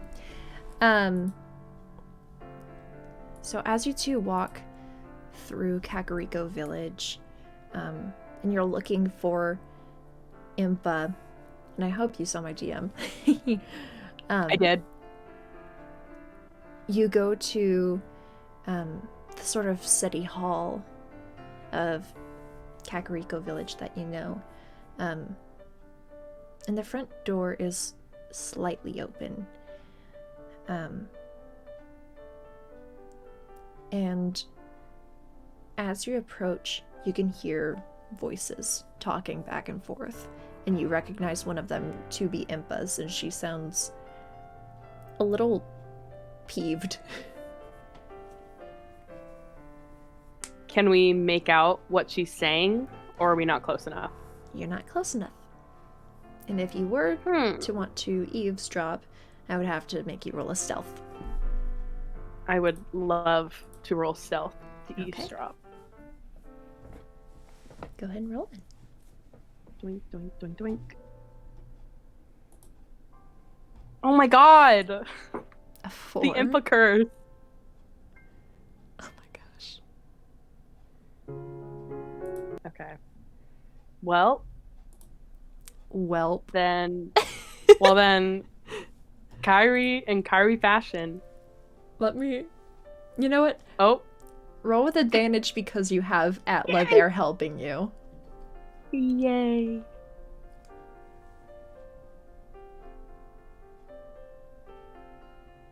Mm-hmm. 12. Okay, so that's better. So I'm gonna roll thing. Okay. Wow. So you and Atla are able to get closer to the door, sort of pressing yourselves against it, but not enough to make it move. And you're able to listen in to this conversation, and nobody really seems to notice you as they're all caught up in this conversation happening with each other. And you can hear that it's a few of the elders talking with Impa. And you hear someone say, "That girl has caused enough problems in this village for too long. When will you deal with her?" And Impa says, "She is still a child. She is learning. There is no reason to want her to send her away to some Hylian town in the middle of Hylian knows where." And one of the other people say, "Well, she should be sent away. She's not one of us. She never is, never will be. She shouldn't have even been brought here." And Impa says, "That was my decision.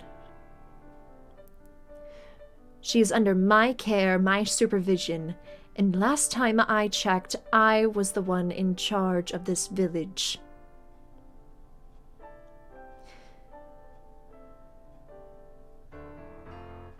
She will be staying here until she is ready to be sent away. And one of the other Shigot elders say, "She will never be ready to be sent away. She's always causing problems with the others. Though we are independent, we work cohesively, and she will never be able to work cohesively with any of the others. She's just a Hylian girl."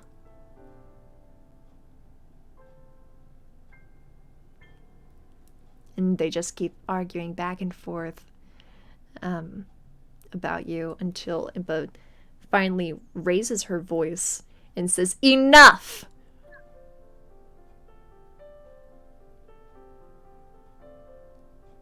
This is not something that I came here to discuss. I have heard your qualms with the girl, but she is staying.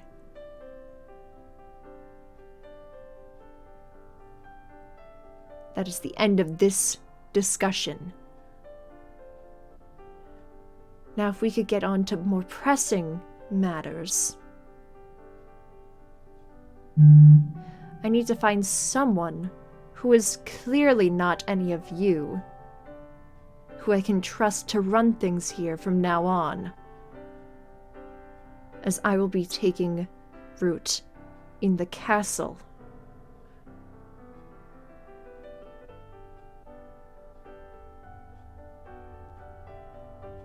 And there's just a silence.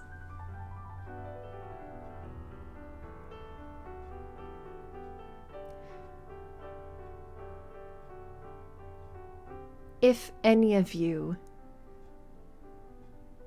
have the grace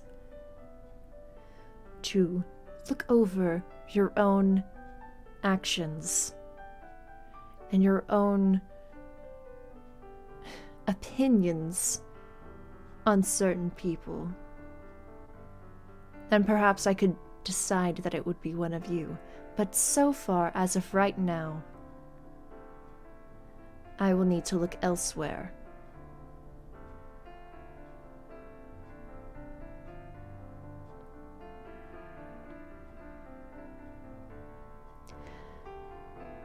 Because clearly, in my absence, some of you have grown arrogant. And think of yourselves to be higher than others, when even we are just mere servants to a cause some of you have forgotten.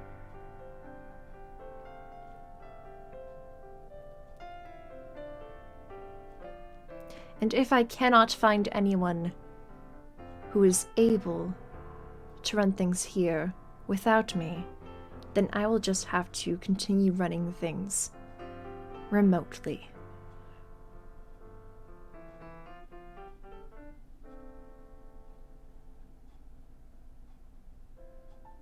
We are done here.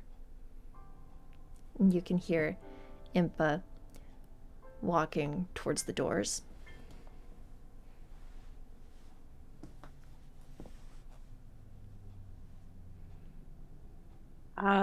Kairi is gonna like motion for Atla to go stand behind the wall on the other side of the door, and Kairi is gonna like stand flat against the door on the side that she's closest to, just so she's not in the direct way. Okay. Atla looks at you with almost concern before nodding a little bit and going around. And then she's out of your eyesight. And you just hear the handles of both doors being grabbed and being swung back and open inward. And Impa is standing there, standing tall with a bit of anger and disappointment visible on her face, though it is very slight. And she just blinks as she looks down at you. Kairi, what are you doing here? Kairi lost all of her confidence hearing the tone of voice Impa's using and seeing her like that stern and serious. And she's just looking up at her like, well,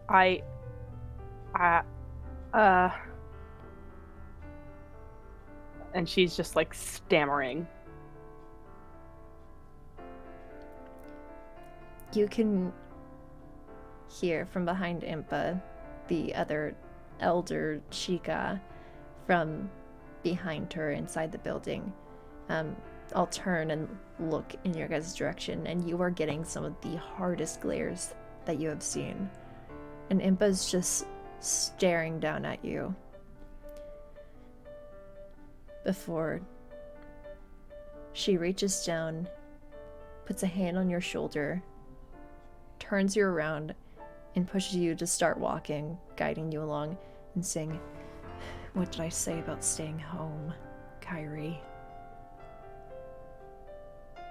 Kairi's kind of gonna snap out of it and turn around and try and, you know what, I'm gonna roll intimidation. I'm gonna roll intimidation to see how feisty she can look. Okay. Because she's feeling feisty. Yeah. 4! Nope. Okay. All right. So Kairi is just Kairi's just gonna keep That's so funny. Kira. Kairi is just gonna keep turn around, try and muster a straight face, look at Impa in the eyes and be like, "We need to talk." And then turn around and keep walking back towards the house. Clearly we do.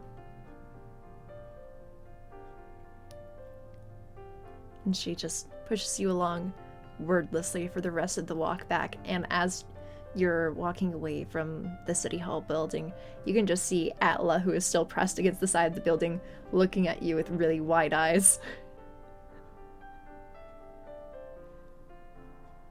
Kairi's just gonna give her like a nod and then just turn, and when they get to the house, just walk up the steps, walk in, and sit down on the couch with her bag.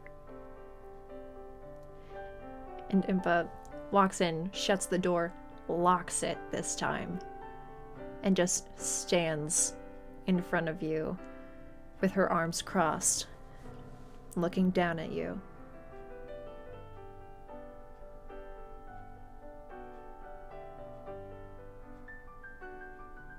Kairi is gonna reach into her bag, looking at Impa, and put the scroll just like down in front of her and say nothing.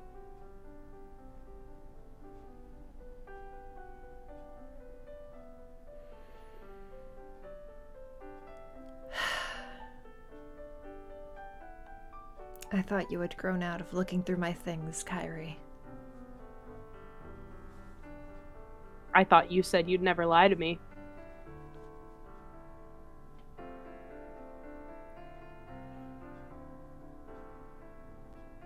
I haven't lied to you. Oh, really? Really?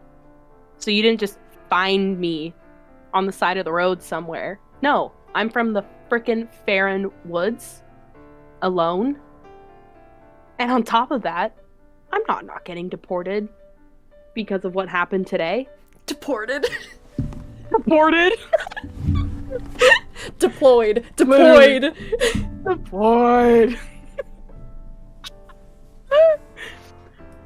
Yep. Kairi said deployed.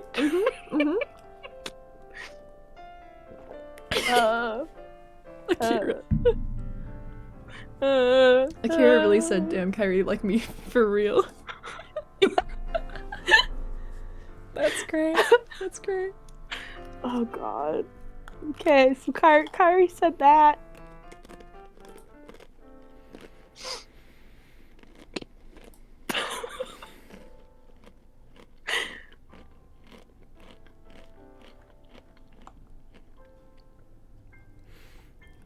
I did just find you. I didn't... I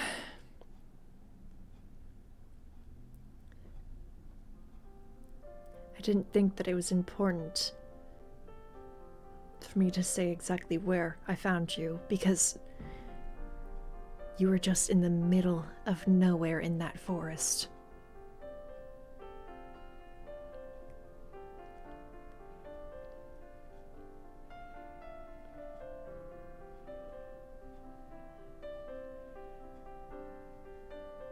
And being deployed, you always said that I would be. But that just wasn't true either, huh?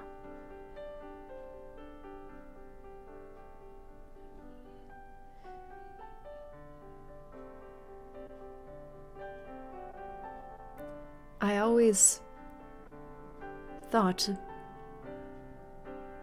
that you would be able to grow enough so that I could be able to deploy you without worry. Oh, come on, Impa. I've read it. I know what it says. You never planned on letting me leave. Not at first, no. Not when I received that letter.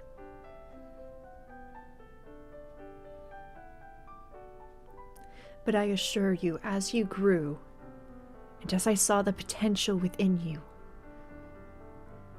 I was always going to try and find a way to do it.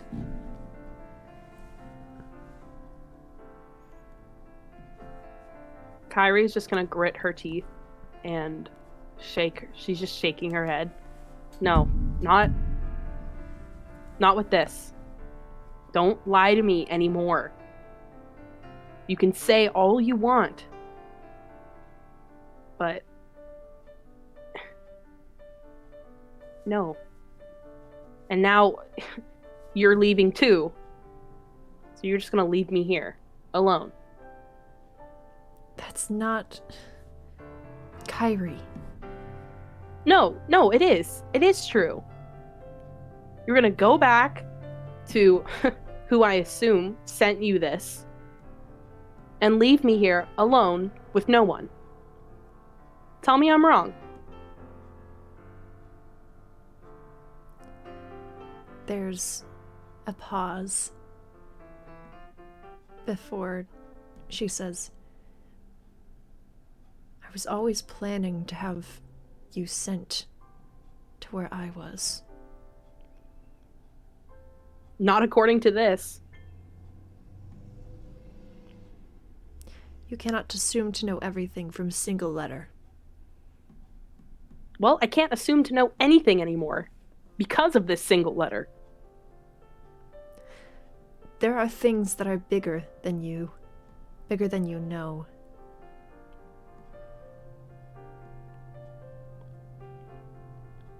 Kairi's just gonna scoff and look away and cross her arms. Yeah, you would say that. Kairi.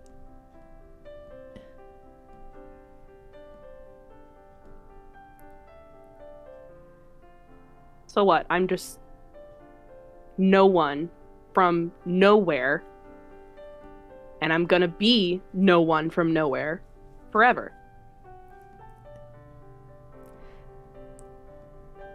No, that's not the case. You have grown up to be a fine young woman who's more than just where you've come from.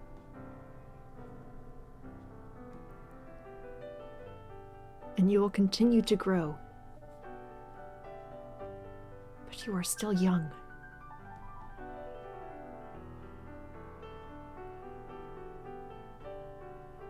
You're not ready. Kairi just shakes her head.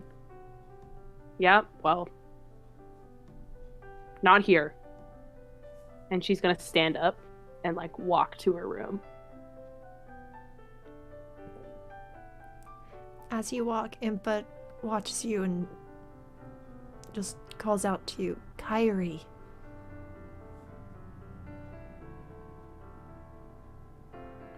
Please understand.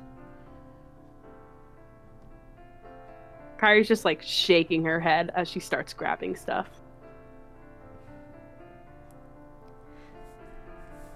Hearing the rustling from upstairs, Impa now goes to follow you up there. And it's like, Kairi, what are you doing? Well, I'm not gonna grow anymore here, and you're never gonna let me leave, and you're leaving anyways, and so is my only friend, thanks to you. So, yeah, I'm gonna go. Kairi, you cannot leave here. Why? 'Cause you say so? It is for your own protection. Right. So keep me somewhere where I have no one and nothing. And just expect me to what? Just exist here until I rot? Yeah, I'd like to do that on my own terms. Thanks. If you think you will find more out there, you are mistaken. I already have nothing. I'm not looking for more. Just doing it my way. What are you looking for then? Good fucking question. And she just like cinches her pack up. If I'm gonna be a prisoner, I'd rather do it on my own terms. Kairi, you never were a prisoner here. Really? And when did you get this letter?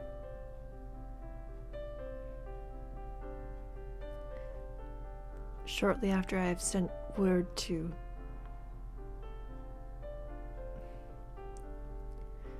After I had sent word of finding you. Right. Okay. Yeah, sure. I wasn't a prisoner, Impa. Sure. And she's just gonna go and like grab her, like the closest thing she has, like a traveling cloak, because she doesn't leave. So she's just gonna grab like the closest thing she has to it and put it on.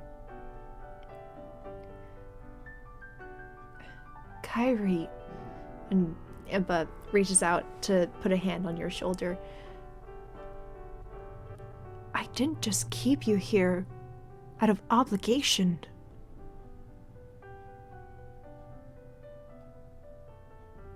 Kairi's gonna like shrug her hand off and give her a look and be like, oh yeah? Then why?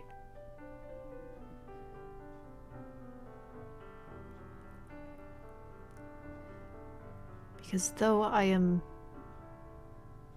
poor to show it, I grew to care for you.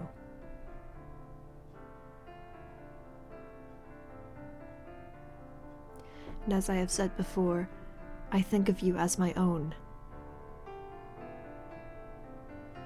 And I only want what's best for you.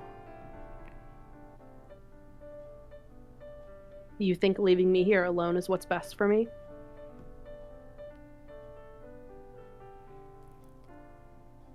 I think giving you more time to grow before bringing you out there is what's best for you.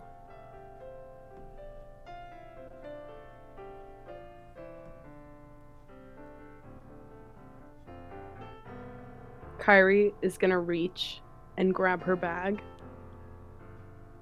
and look at Impa and be like, well, I think it's time I decide what's best for me. And just brush kind of hard past Impa and start walking down the stairs to go grab her boots. Impa follows you downstairs, and as you are putting your boots on, Impa tries to put a hand on your shoulder again, and it's like, Kairi, please just listen to me. Kairi's gonna turn her head, like, kind of fast, and be like, give me one good reason, good for me, that I should stay and believe you and stay here alone with no support, with no one who cares about me, when everyone wants me gone.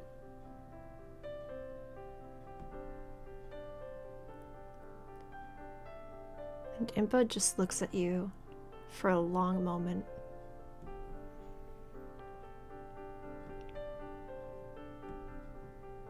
And you can see this look come across your face that you're not really sure what it even means. Before she pulls her hand back and says, because I love you, Kairi.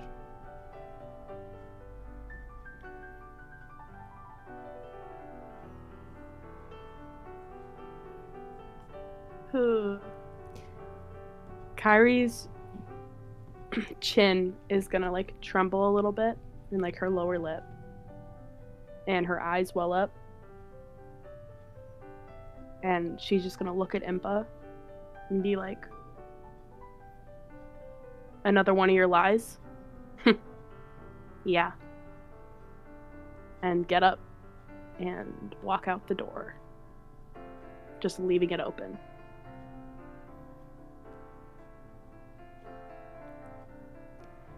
Impa does not follow. Oh, shit. And as you walk, you can see Atla approach you. And from what you can tell, she looks a bit worried, and she's like, Kairi, are you okay?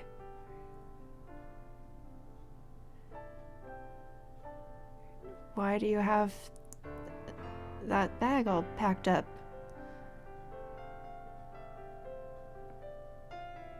Oh god, I don't want to do this. Kairi is gonna look at Atla and be like, well, looks like we are really the same after all.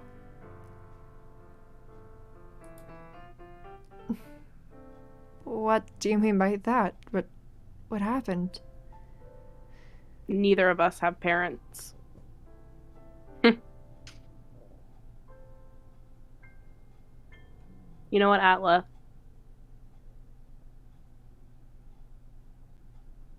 Just never mind. And Kairi's gonna walk away. You could see that when you said those words, her eyes widened. And for a split second, in the betrayal that you could see and the hurt, you could almost see her eyes tear up. And as you rush past her, she just stands there, not saying anything, not making any moves to go after you, just standing there.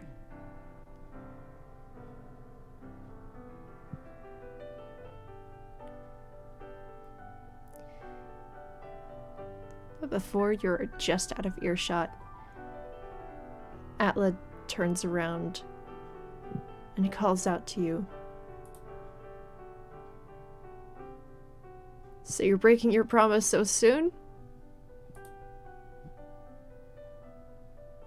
Kairi's gonna stop walking.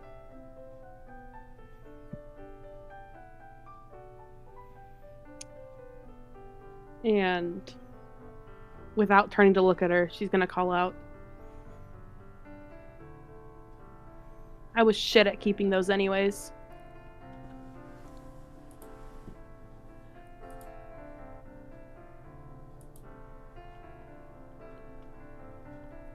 There is no reply. She's just gonna mumble, I'm sorry. Goodbye. And keep walking.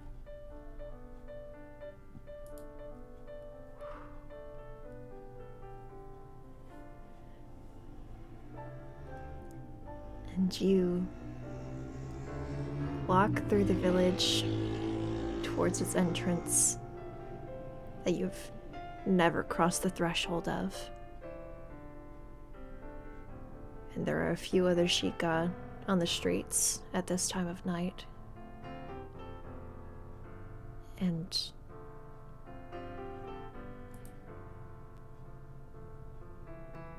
they don't say anything to you, but you can tell from their looks of disdain and haughtiness. You can just tell that they're thinking, good riddance.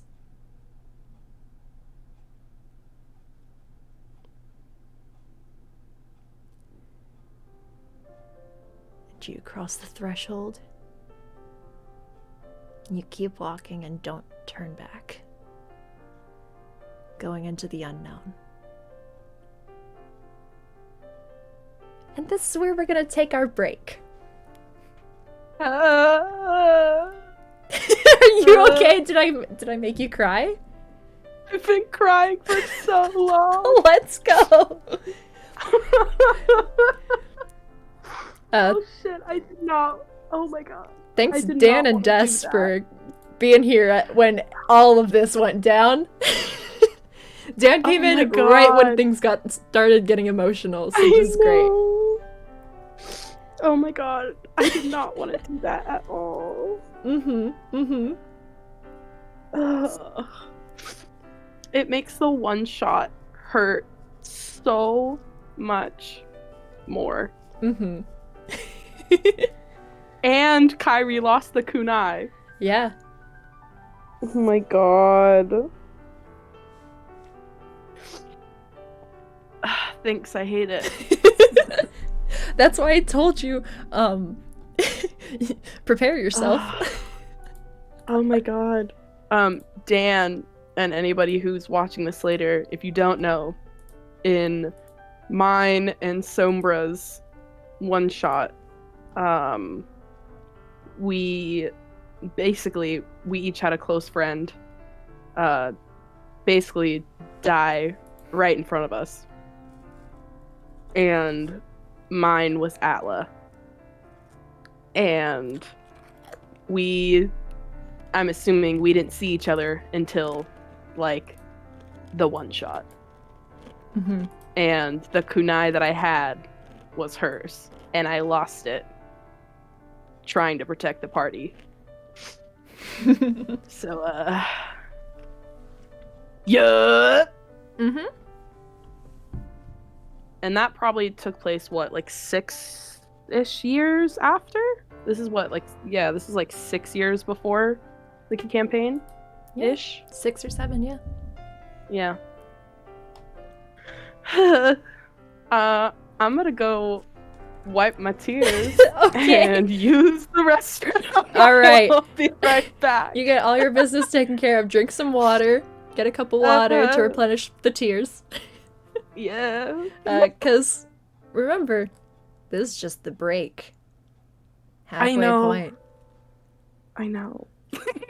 Imagine what else I'm gonna do to you. Abuse me. Traumatize me. Oh god. Dan needs the summary of what happened until we got here, so I'm gonna beep bop. I'll be back. Alright, bye. So yeah, hi Dan. You missed all of the, like, normal, calm, fun stuff that happened. Yeah. Oh, Kairi and Sombra are about the same age? That's interesting. But yeah, this whole thing started off with Kairi and one of the other she got in training. Let me get his name up. Santil, sparring, hand-to-hand combat, but the sparring was really just them fighting each other. They just beat each other up, and he was insulting her, and she was just like being like, ha ha, like, you're not that great. And they beat each other up, and Kairi ended up winning before just walking away with Atla, as like the other guy's lackeys came in and like helped him up. And then Impa came riding into Kakariko Village, returning from her absence, let's call it. You need some depression quesadillas? Okay. Have fun, Akira. But yeah, so Impa came in, noticed Kairi was all like scuffed up, and she's like, what did you do? You need depression ramen with cheese and egg? Dan, I hope you take a lactate with that cheese. I hope you do. No! You need it! Or are you out of it? I can DoorDash you some more if you want. It's not... Well, it might be too late for tonight, but maybe tomorrow. But yeah, Impa saw her all scuffed up, was like, what did you do? And Kairi was like, nothing. And Impa's like, brought her home, had a talk with her. Oh, you're saving him for when you're out about. Okay, understandable. Impa had a talk with her, and it's like, I thought you were better than this. I thought you grew up a little bit more. And Kairi's like, well, he started it. And Impa was like, She's like, fine. It is about time I grew up after all. But like, what's the punishment? And Impa was like, we're gonna delay your deployment. She's like, fine. And then she was put under house arrest for the day. Atla came back around and was like, what happened? And Kairi explained it to her, and then Atla says that yeah, that's true, Dan. Atla says like, hey, I'm gonna be deployed like tomorrow. And Kairi's like, ouch. And Atla's like, hey, I know you usually do this, but do you want to like sneak out so we can like hang before I'm gone? And Kairi's like, yeah, let me just grab my bag. And when she goes to grab her bag, she sees a letter or like a scroll sticking out from Impa's bag. And she like snatched that. They read it, find out, oh, Impa was told by someone to keep Kairi there and to not tell her anything. And Kairi's like, upsetty spaghetti. And so they go to confront Impa, and they find Impa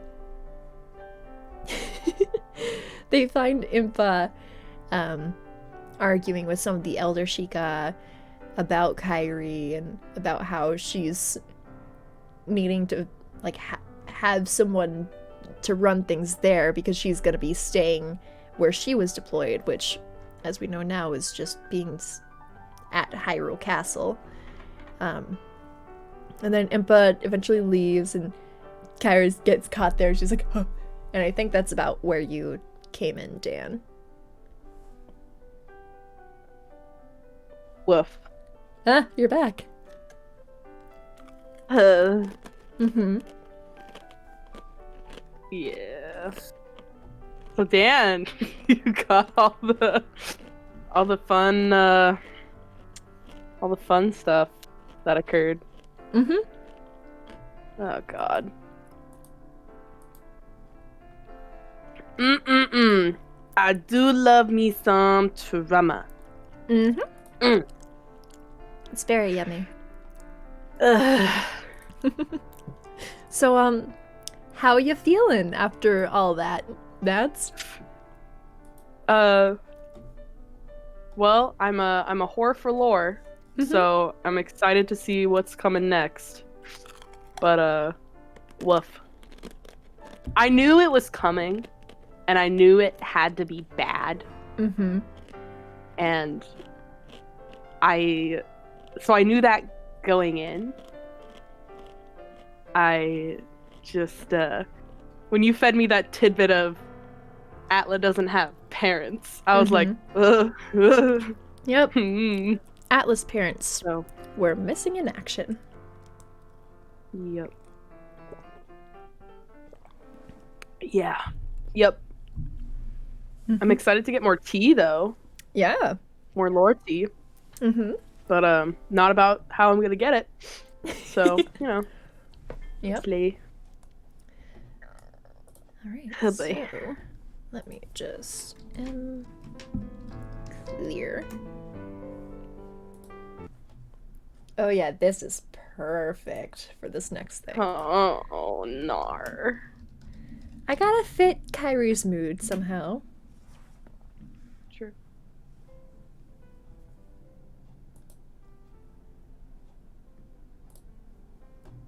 Okay, we're gonna get on back into it. So... oh, Akira's back with the queso. Okay, perfect. Nice. Welcome back for just in time for the trauma.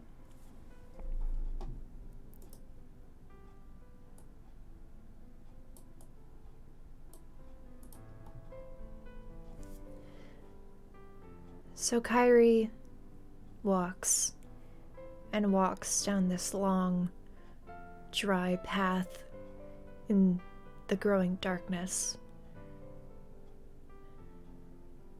And instead of stopping somewhere to make camp, you just keep walking.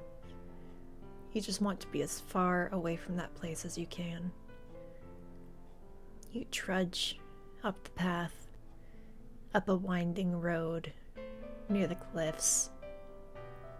As it winds and winds and winds. You walk through the night, not saying anything to yourself, not thinking of anything else except your want to be away from there. You walk through the night, and just as you can see in front of you, things starting to level out of you finally being out of the canyon where Kakariko village was located. The sun is beginning to rise on the horizon, and you look out over the rest of Hyrule, seeing trees and grass and rivers over this horizon. And in the far, far distance, you see buildings.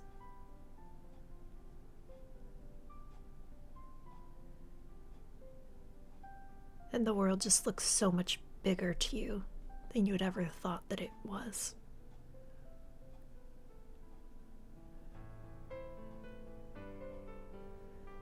And you walk, continuing through the morning, as the sun rises and the world starts to get bright again. Walking just in a singular direction, weaving between trees, stepping over rocks, with the path being non-existent now as you're just in the wilds of Hyrule. You continue on like this for a while, just walking, finally stopping to sleep under a patch of trees with only your little cloak and only your little cloak to keep you warm and your bag as a pillow.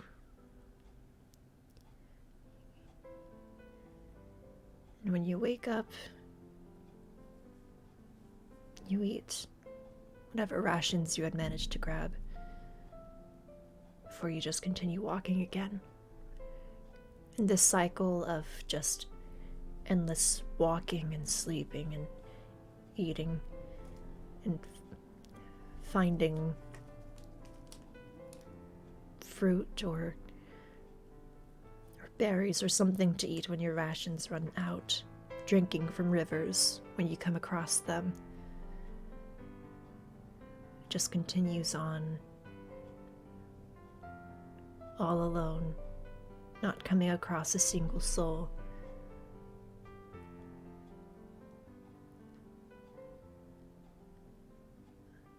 Until finally, one day as you're sleeping underneath a tree, taking a nap in this endless cycle of yours in the daytime, because walking just got so tiring and boring for that day that you just wanted to sleep and just shut everything out. You hear the sound of hooves against a dirt path and wooden wheels turning.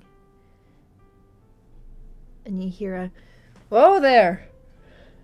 And the horses neigh and everything stops.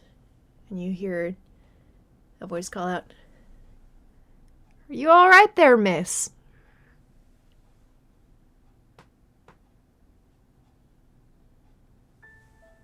Kairi, I'm gonna assume that she's very, like, utilitarian with herself. And she's probably just, like, literally napping, sitting up against a tree. Mm-hmm.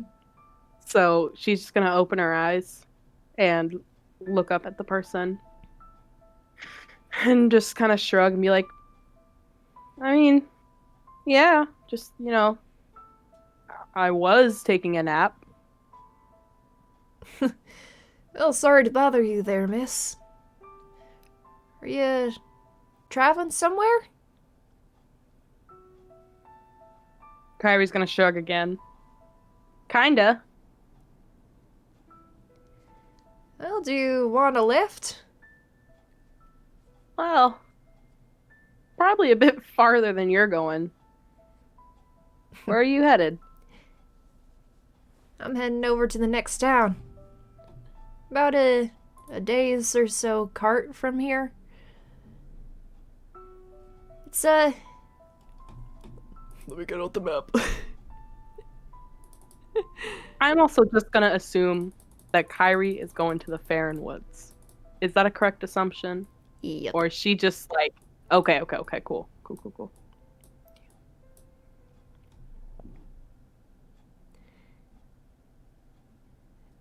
I'm heading over to the town near the Rowan Plain. It's got a nice little city there that'll be good for me to sell my wares.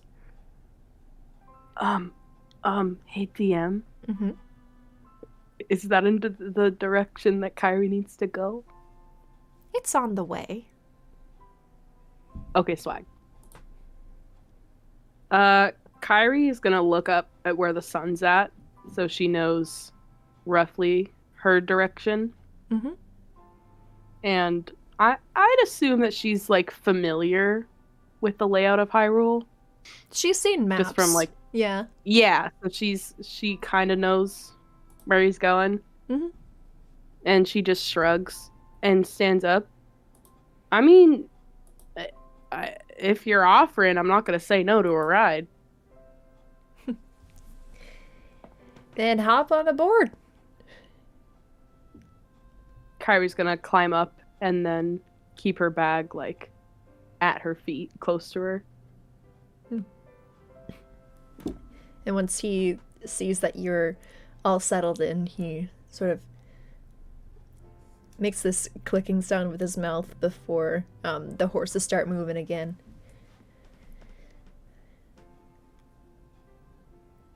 So, where are you from? I don't think I've seen you around in these parts at all. Kairi's just gonna, like, chuckle and be like, yeah, no, never been around here before. I'm from pretty far away.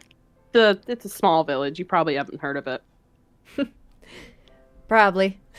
I only know the ones that I've traveled to for most of my life. So, Yeah, then you definitely haven't heard of it. You never really said exactly where you're heading. Maybe I know somebody who could help take you a little closer than where I'm going. And Kairi's just kind of gonna, like, scratch the back of her head. Well, I don't really think anyone goes up that way too much anymore. Try me. I know all sorts of characters who travel all over Hyrule.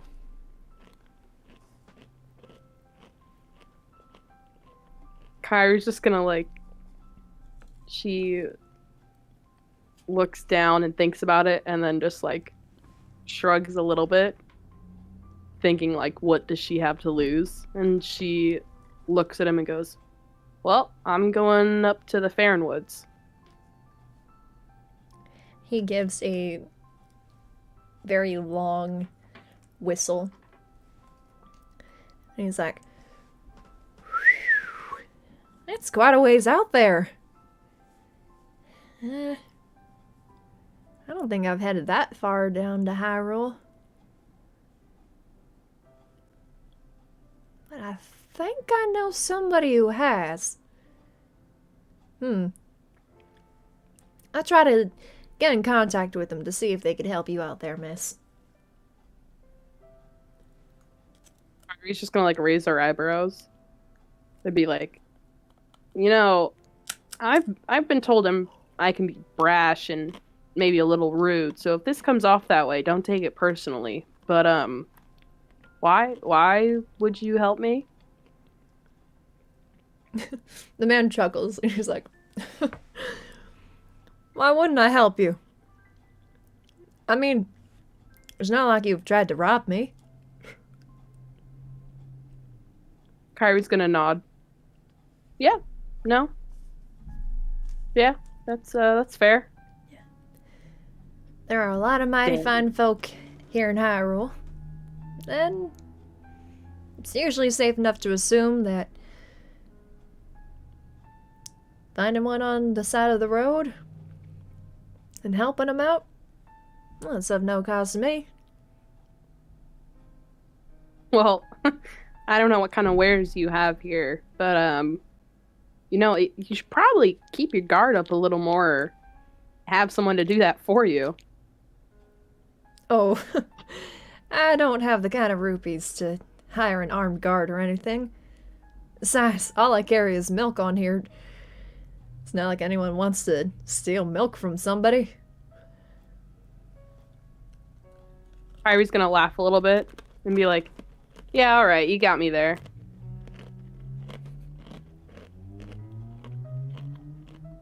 And in saying that, she's gonna think about how she used to always say that to Impa. And just kind of, her smile's gonna falter a little bit, and then she's just gonna look forward. Hearing you just go quiet and like that, he's just gonna sort of glance over at you.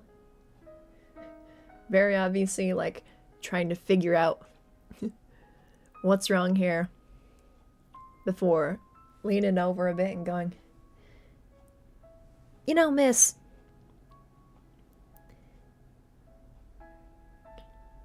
why are you traveling there? Especially all alone. Guys like you normally don't travel alone to begin with. Well, I'm probably not like other gals you've met before. But, I've always kind of been alone. I'm used to it. That's a sad life to live there. Well, you know, out here, since you do seem like a sheltered girl, I'll go ahead and give you a little bit of advice. Out here, you don't gotta be alone. There's usually always someone who'd want to lend you a bit of a helping hand, keep you company. I mean, heck, I just picked you up off the side of the road. And you trusted me enough to get into my cart with me and lead you to another town. A lot of people are like me. A lot of people just want to help. And I'm sure a lot of people would want to help you too. So you don't gotta be used to being alone all the time.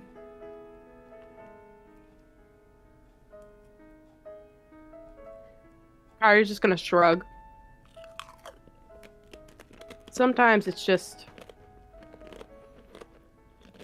easier.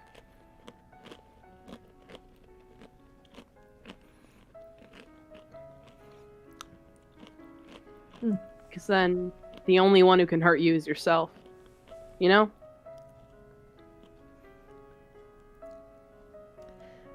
Always worrying about if someone's gonna hurt you is a really sad way to live. Kairi's gonna give like a half-hearted chuckle at that and be like, yeah, tell me about it. I will tell you about it.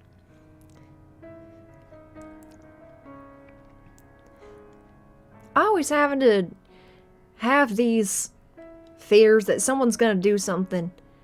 You're just gonna be afraid for the entirety of your life.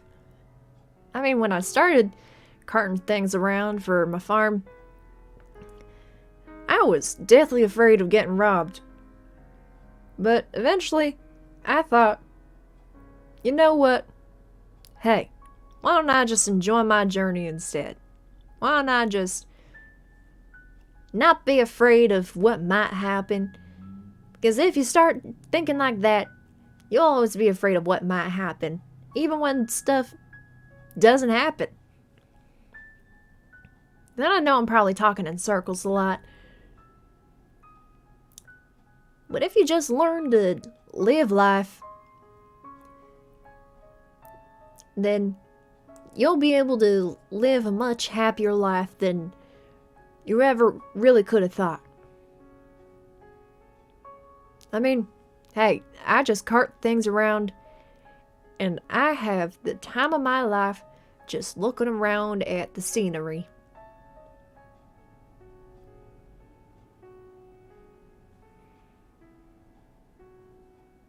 Yeah, but you choose to do that, right? I'm assuming no one's making you or deceiving you or anything like that, right? No, but it doesn't mean that people won't lie to you eventually. But you can't get stuck on people lying to you. No, but this way of life you've chosen, you've gotten a say in all of it. You've been able to make these choices for yourself. I thought I knew, but I was wrong. Well, I didn't choose to work as a farmer carting around stuff from town to town. If anything, I was brought up into it by my pa. Family business, as is most things in Hyrule, can be rough. You don't really get a choice in how you're raised. But eventually... Yeah. Eventually... And he sort of, like, leans over to you and, like, looks at you. Eventually you get to choose your own way and sometimes things just line up. You know? And even when I didn't have a choice back then, I could have either chosen to be angry at it all and be upset and not enjoy what I was doing and just be miserable with myself. Or I could have chosen to look on the brighter side of things. Think, hey, I'm not being lazy with all this work. I'm not gonna get all fat, but... Then he, like, chuckles. But look at me. Now I've gotten a little fat. And he's like a very stout man with, like, a bushy mustache.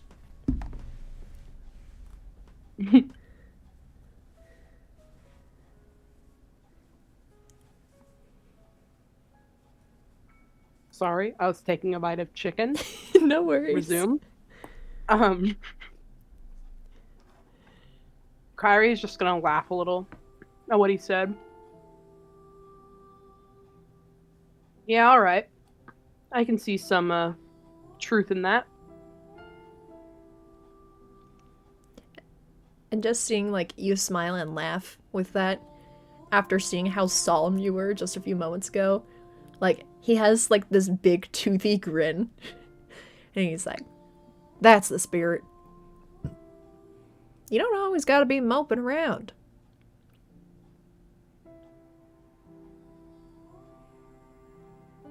Kairi's just gonna shrug. Well, where I'm from, this, and she's gonna gesture to herself, is too much emotion. Where'd you grow up? With the Sheikah? Kairi's just gonna laugh. Something like that. Well, even if it is a bit of a learned behavior, you can just let loose out here. If anything, you can just yell out into the forest and nobody would give a heck.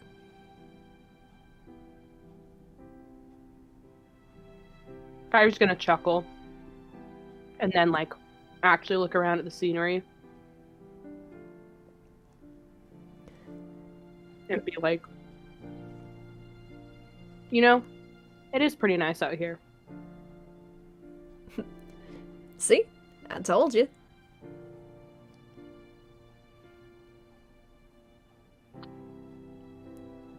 Kairi's gonna relax a little more in her seat. And just keep looking around. And now a much more comfortable silence falls between you two. Or it doesn't feel like anything has to be said. And as you look around at this scenery, the trees are turning orangish in color. Some are falling, some have falling leaves. In this little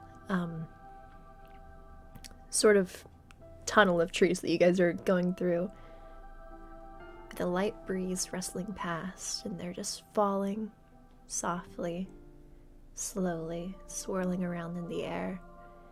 And you see the sunlight shining through the branches of the trees, illuminating their colors to have more like the reds and the yellows and the oranges, and just have everything sort of melding together nicely. This is all stuff you haven't seen before. Back in Kakariko Village, everything was more barren. Not really any trees around. So all of this is very new to you. As you look at it all, you think to yourself, everything else is gonna be really new to you.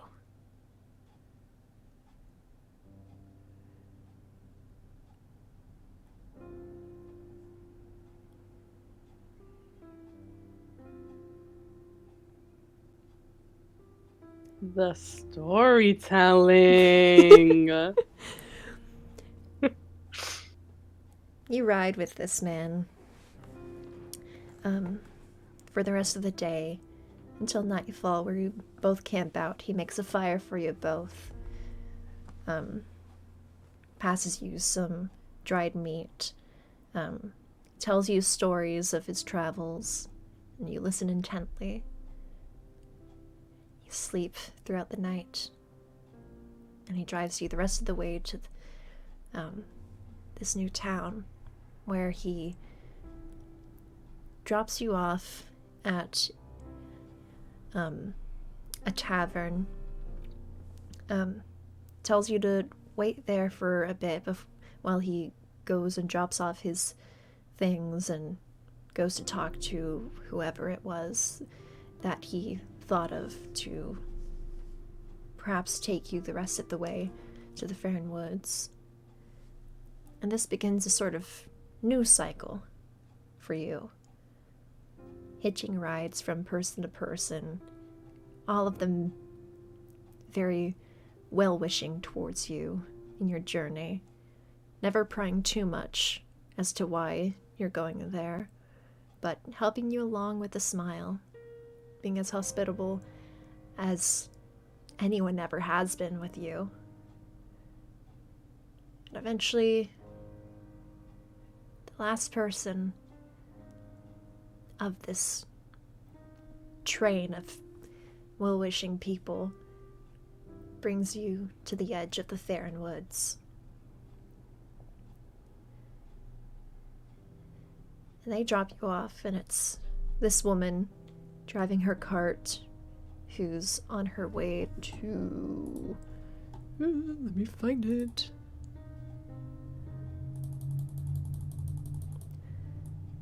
Who's on her way to a town near Lake Hylia. And as she stops right at the edge of the Faron Woods, she calls out to you as you get off of the cart.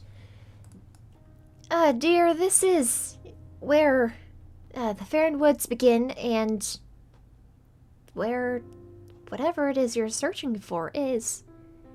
I gotta be heading off before it gets too late, really. So, do you need anything else before you go? Kairi's just gonna shake her head with a small smile. Yeah, I'm alright. Thanks again. And the woman smiles, and she's like, no problem, dearie. If you need anything, just give a holler over at the town near Lake Hylia. Shouldn't be too hard to find, just follow this path here. Kairi's just gonna nod and then give her like a little 2-finger salute and wave her off. And she smiles and waves before clicking and riding off with her horses and wagon. And you are left to stand alone in front of this very large tree line.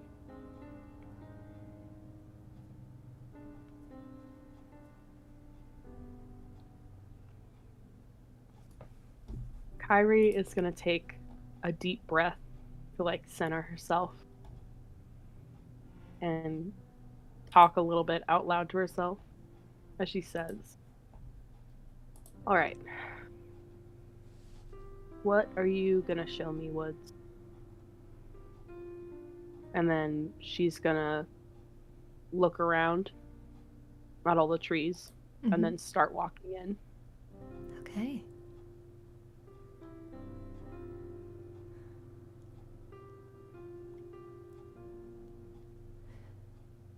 Okay.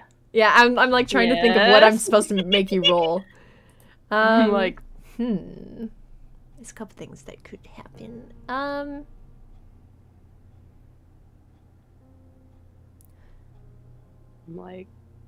Perception, nature. Roll me a percentile dice. Oh, is that's 1d100, right? Mm-hmm. Okay. Doink. 62. Okay. So as you make your way into the woods, it's a lot thicker than any of the forests that you've passed through in your travels so far. Denser. the branches and leaves above you more condensed. So the further you walk in, the darker it gets. You walk, not really sure where you're supposed to go. But eventually this faint light in the distance catches your attention. And as you get closer, you see a few fairies just flying around, almost playing with each other. Little balls of light with wings, just swirling around in the air.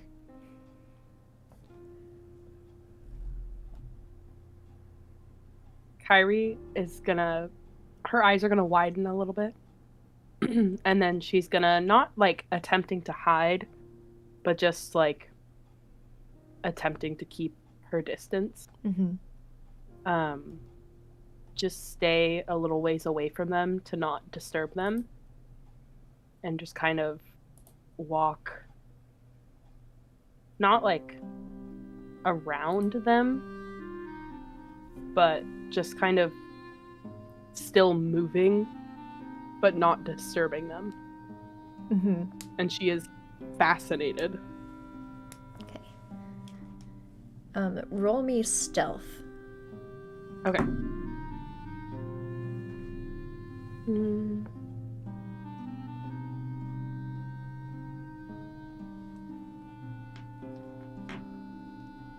Hey. Wow. So as you sort of walk around the edges of the trees, trying to keep hidden, keep out of their way to not disturb them, looking at them in wonder, none of them really seem to notice you. Just sort of flying around, and you can almost hear this high-pitched squeaking. And you think they're talking to one another, but it's not in any sort of language that you've ever heard of or could understand.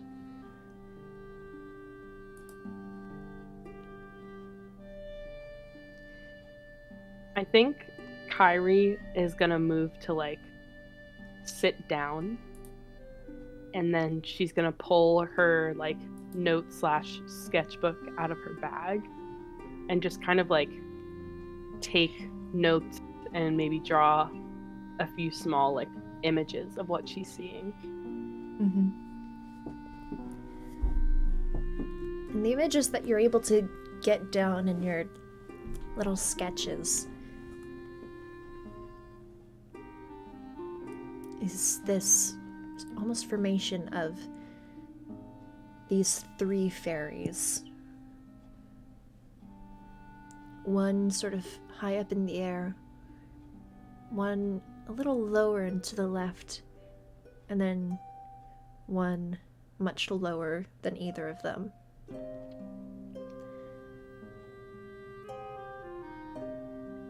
And they're sort of flying around in sort of that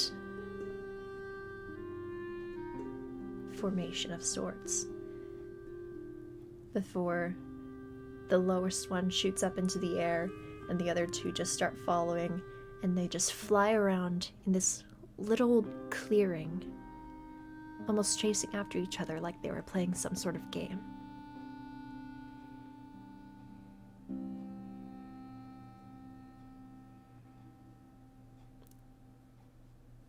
Huh. I'm like debating on if she should. Well, As they're chasing after each other, the one sort of in the lead sort of stops, and then the other two sort of almost run into them and bounce back a little bit, falling a bit. As the one in front, which is this pink color, stops, and it's just hovering there, almost like it's noticed you. But it's not afraid.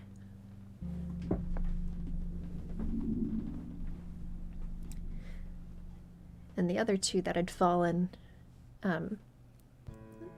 fly back up to where that other one is.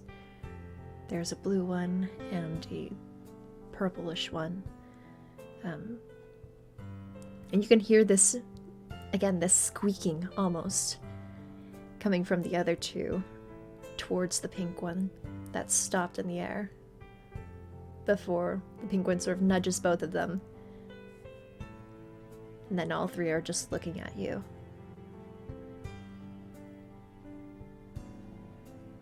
Kairi is gonna slowly, like not like super slow, but just like calmly put her notebook back in her bag and just give a small wave to them.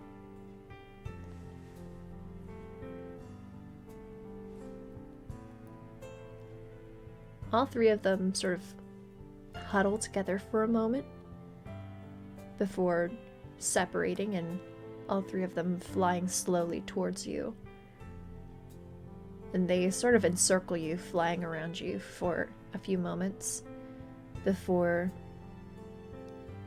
stopping sort of around your head, looking at you. And then there's this squeaking again that you can't understand.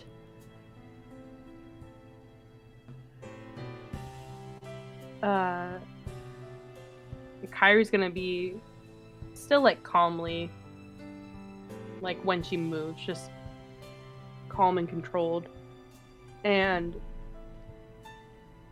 she's just gonna quietly say, "Hello."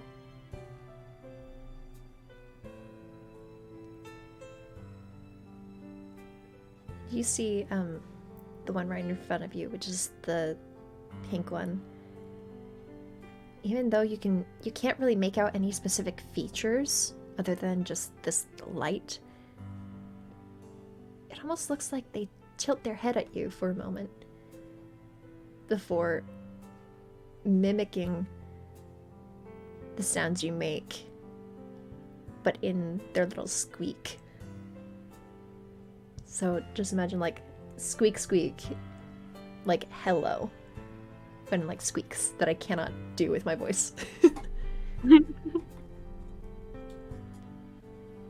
Kairi is gonna smile and then just gently put her hand out. Like palm facing up.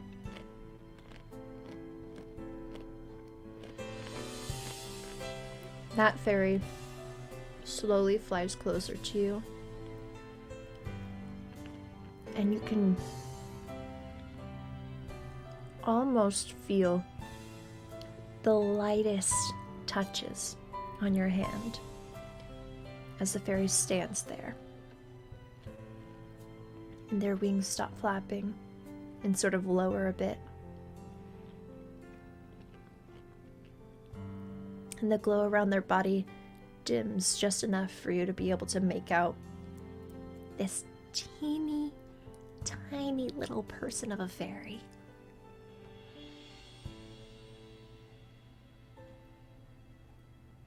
And it's looking at you very curiously.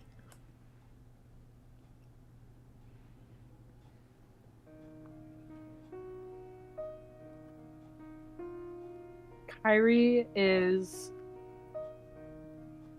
going to be like absolutely so fascinated and just like borderline delighted by what's happening. And she's gonna bring her other hand up and just give a little wave. The fairy looks at your hand and then looks back at you and waves as well.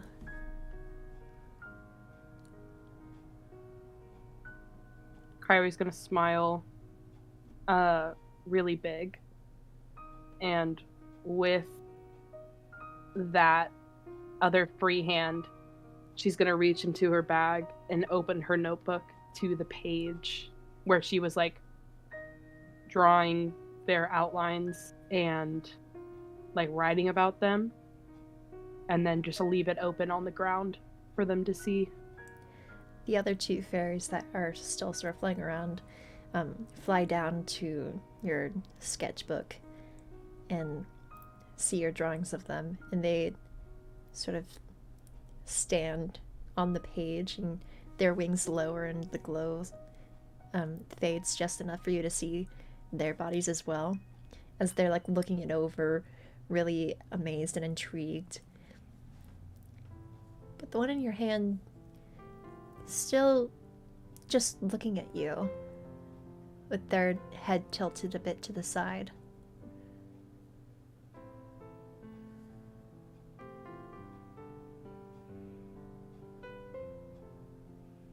Kairi is gonna like look to the other fairies and just smile a little bit, and then look back to the one in her hand and kind of give like a soft, like confused face. And she understands that they probably can't understand her, but she's still gonna say, "What is it?" The little fairy speaks, but again, it's in a language that you just can't process in your head. And seeing your face still in confusion, the fairy sort of pouts a bit and puts its hands on its hips, very much thinking, like tapping their foot as well, as they're trying to think. Before it looks like they get an idea, and they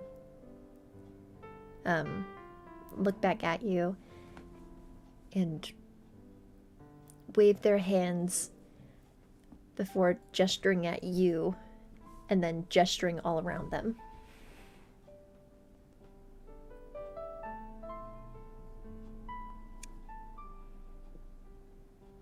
Kairi's gonna furrow her brow a little bit, thinking, and then go, "Oh, are you wondering why I'm here?"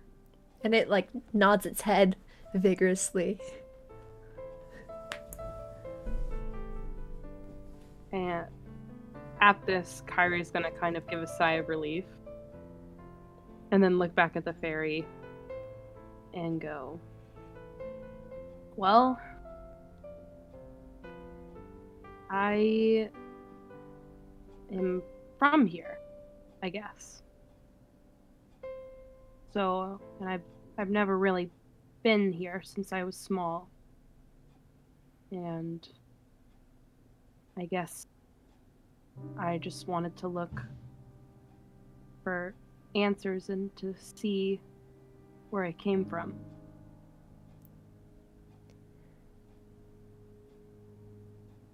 And the fairy's face furrows for a moment before it sort of walks to the edge of your hand and calls down to the other two, again saying something. And the other two's heads sort of perk up and look up to the fairy in your hand, and they fly up, leaving your sketchbook where it is. And the fairy in your hand looks back at you and gestures at you, and then a sort of like come here motion, and then gestures to themselves before flying up out of your hand.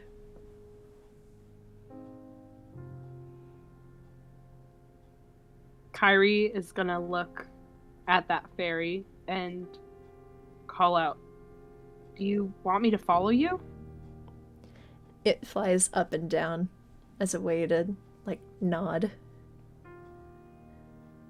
Kairi's gonna chuckle a little bit and then shrug and put her notebook back in her bag, slinging it over her shoulder. "Well, I got no other leads, so sure, I'll follow you." These fairies lead you through the woods, winding around trees, weaving between branches, making sure to stay within your sight while you follow them. the glow of their little bodies being the only illumination in this forest, as far as you can tell, as the day grows longer and the sun starts to set. Finally, up ahead, when these three fairies pass through a group of trees, you can see almost a clearing of sorts, and as you get closer and break through that little tree line, you're at this sort of pond with an old, overgrown statue in the middle of it,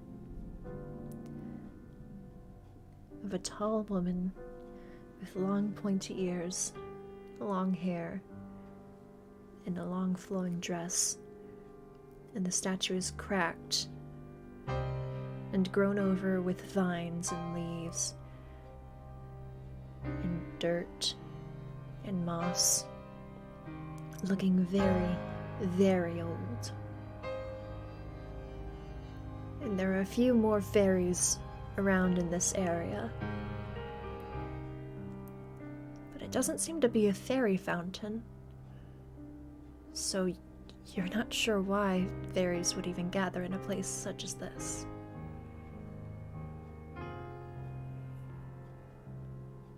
Can I do a religion check, please? Yes, you can. Yay. I swear to God. Okay, that's decent. Cool. So with a 15, you weren't really one to pay much attention to the history classes or the culture classes or anything that wasn't having to do with protecting people. But in the back of your mind, as you look up at the statue, something clicks. And you recognize the woman to be the goddess Hylia.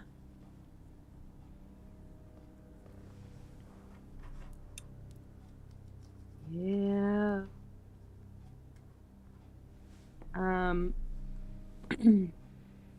In realizing this, Kairi is going to set her bag down and slowly approach the statue, taking in the decay and damage that has occurred to it, with kind of like a not sad look on her face, but just like worried, almost like her brows furrowed, and she's kind of just placing her hands along the vines and dirt and looking up at the statue. Mm-hmm.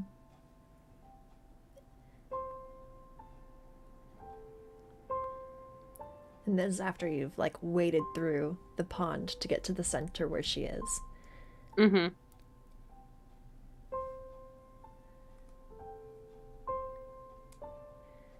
And as you look up at the statue and gently touch it with these swirling feelings in your chest,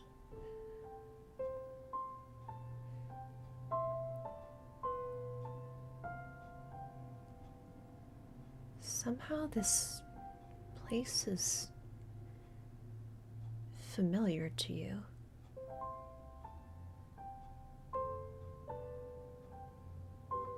Not in a sense where you remember being here before, but in a sense where you've felt this same kind of peace in this presence before.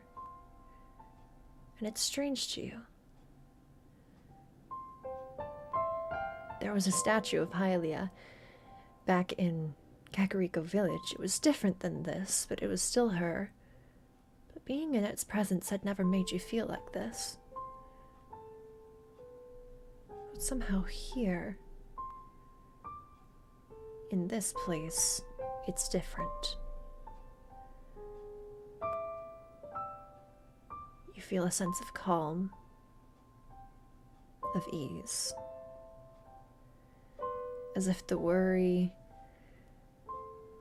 and feelings that you have had pent up from this long journey and what happened that caused it just slowly seep out of you, and you can relax.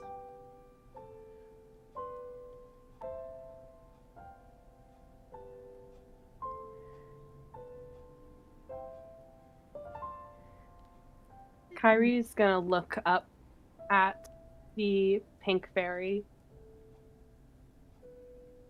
and just look at her and say, "Is this what you wanted to show me?" It flies up and down. Why? The fairy flies from where it was hovering with some of the others towards you, towards the statue, and goes around behind it.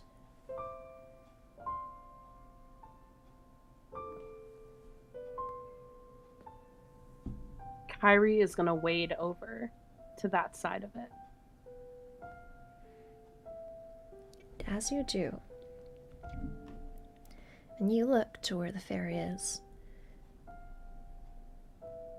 it's sitting on a woven basket.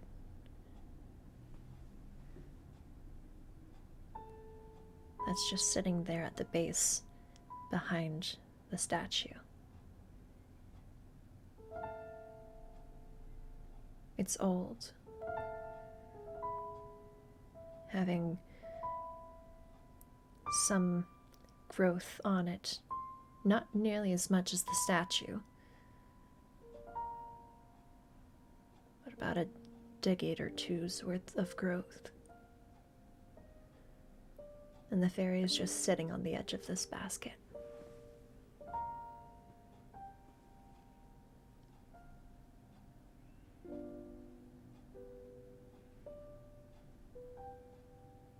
Kairi's gonna walk closer to the basket and just gently touch it, the edge of it, and look down at it and then at the fairy. I don't understand.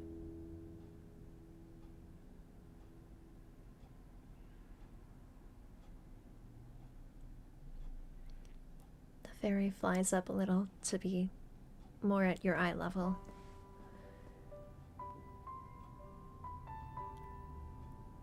And it sort of flies close to you to touch you, then flies back down to the basket to touch it. Kairi's eyes widen, and she looks at the basket and the fairy. Was this mine? The fairy flies up and down.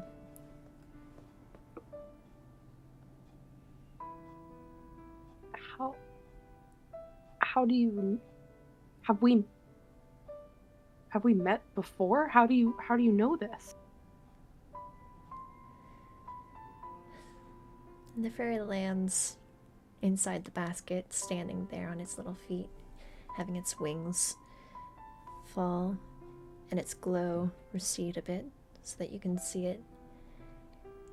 And it's got very much a thinking expression.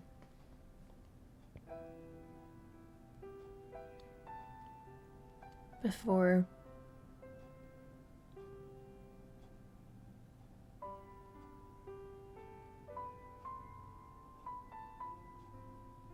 just gesturing up to the statue.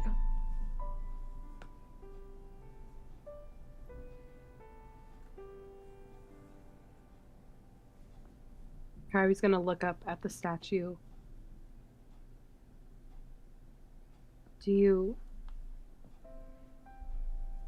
Well, then she's gonna look at the fairy. Do you know anything else?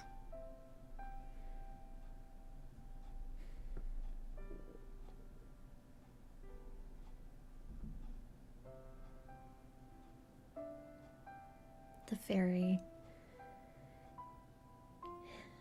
sort of thinks for a moment before flying up and going across the water to the other side of the lake to another tree line and just sort of waits there. Kairi is going to quickly get out of the water and pull her boots on and walk over to where the fairy is. And as you approach the fairy, it starts to fly into the other side of the woods for you to follow. Kairi's gonna grab her bag, take one last look at the statue, and call out to the fairy. Can we come back here? Eventually? The fairy flies up and down. Kairi's gonna nod, take one more look, and then follow the fairy. You follow the fairy, winding through the woods that seem to get even darker as you go, as night starts to fall. And if you were to look around at your surroundings, at the ground beneath your feet, you would notice that as you walk, it almost seems like there used to be some kind of path that was here made of stone that has eroded away with time, being cracked and overgrown. There are remnants of what seem to be posts of some kind, as if marking where you were. And as you walk and walk and walk and keep walking, the trees suddenly part, and you're in a part of the woods that is semi-cleared out, with hills and things around marking this area off in like its own little miniature valley. As you look,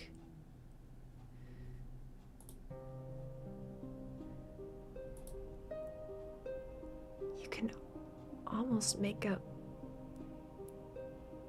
buildings of some kind.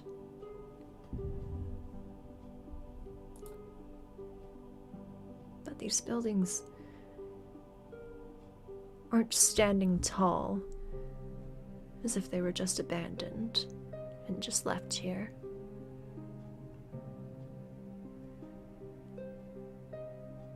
It's more like the remnants of buildings that had once nearly been destroyed.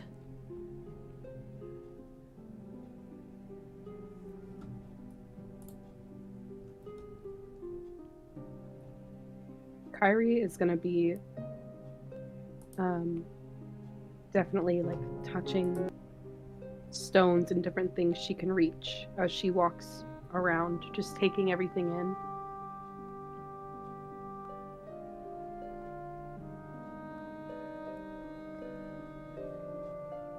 As you walk through, you find what seems to be an entire village in this state.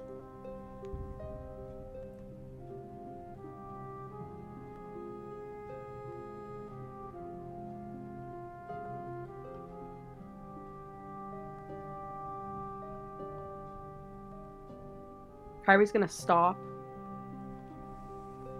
and just look around and then look at the fairy.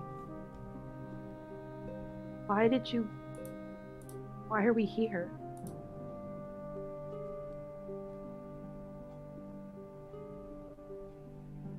It flies over to you, gently touches your forehead before flying back and then flying around in a circle. Is this... Am I from here? But that's... I don't understand.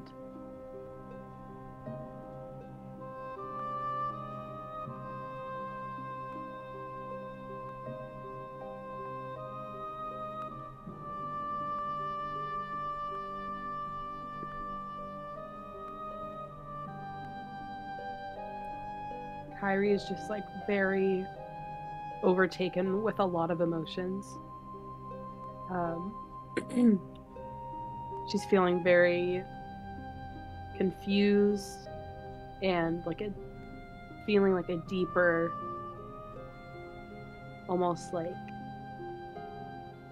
she knows something bad happened here. Like she can just feel it.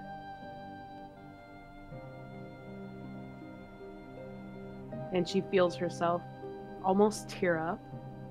Not because of her personal connection to the place that she just discovered, but just she can tell that just something really, really bad happened.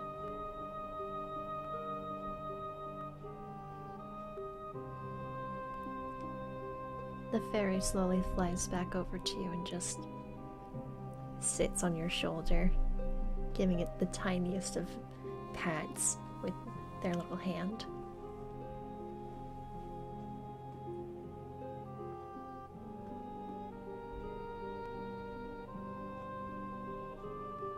Kairi's just gonna shake her head.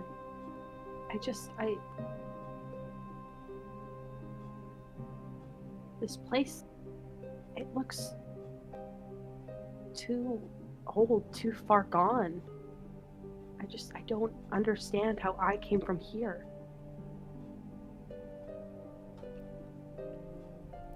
The fairy shrugs.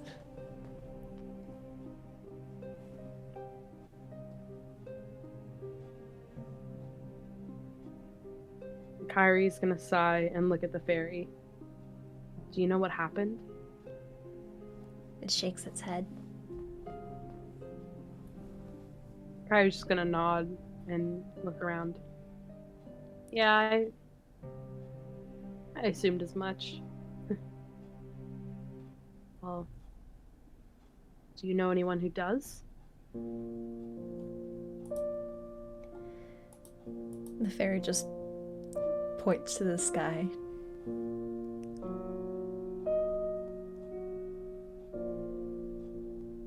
Kairi's gonna shake her head and laugh.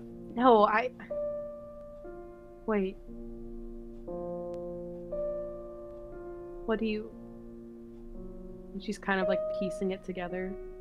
Well, you can't just ask the goddess. You can't just talk to her. Of course, she knows, but I can't get answers from her. No one can. The fairy shrugs.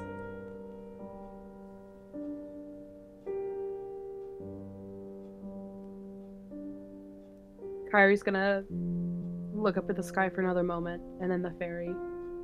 Well, so the basket at the statue was mine, and this is where I'm from.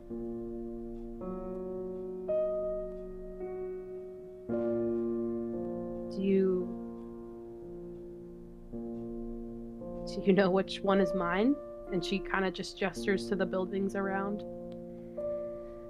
The fairy makes a face like it's thinking really hard.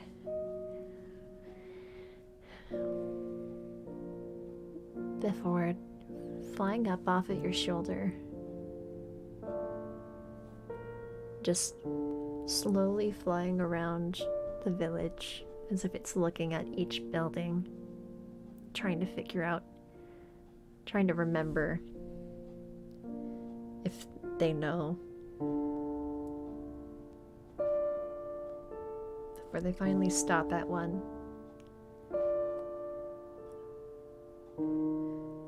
That's a little bit high on a little hill. And they just hover in front of it. Kairi's gonna slowly walk over there and look at the house. This house This is partially caved in on one side, with the other having broken windows and shutters on the floor and ground, the grass heavily overgrown, cobwebs everywhere you look. But it looks like you could go inside. Kairi's gonna swallow and take a deep breath and clear her throat, getting a little misty-eyed, and gives a kind of sad smile. So, this is where I was supposed to grow up, huh? And bite her lip, looking at the outside of the house. Well, it's, it's not the best conditions. She kind of chuckles, trying to make a joke to lighten the situation. And then she sighs.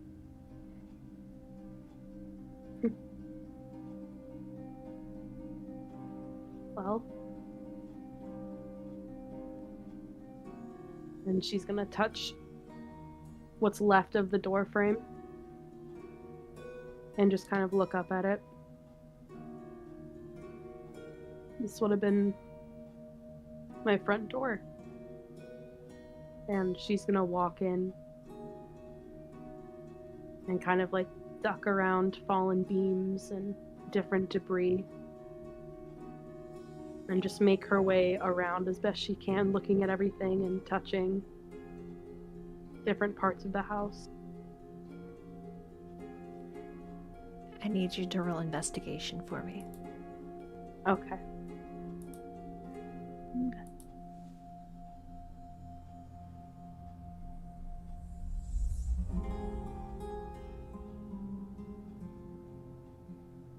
Nice.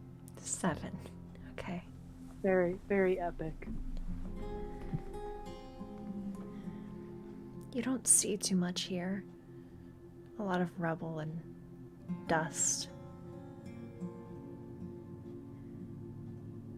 Everything looks broken in some way. And even at the part of the wall that is intact, there's a partial painting there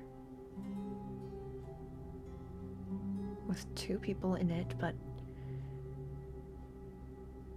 their faces and part of their forms they're either worn with time or they're partially burned.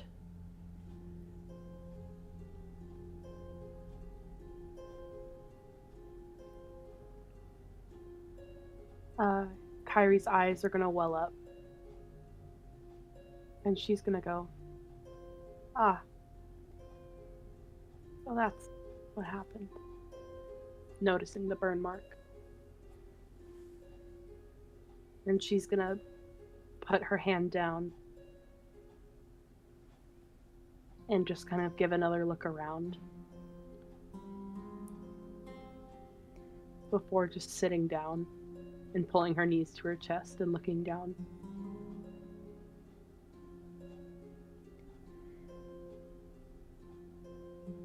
I don't get it. I thought the letter said this place had been empty for decades. I don't understand. I came here to get answers, and I just have more questions. The fairy flies over to you and sort of sits on top of your knees and looking up at you. And as its wings fall, you can see its little face once more, and they look worried.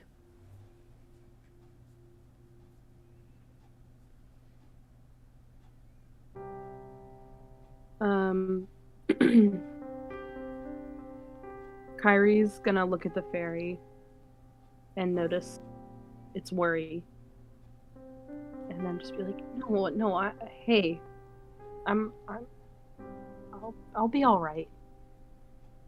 It's just, this was supposed to be my life. Kind of hard to see all that, you know?"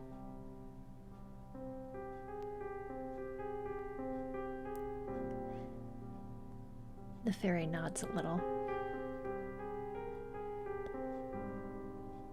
I need you to roll perception for me. Okay.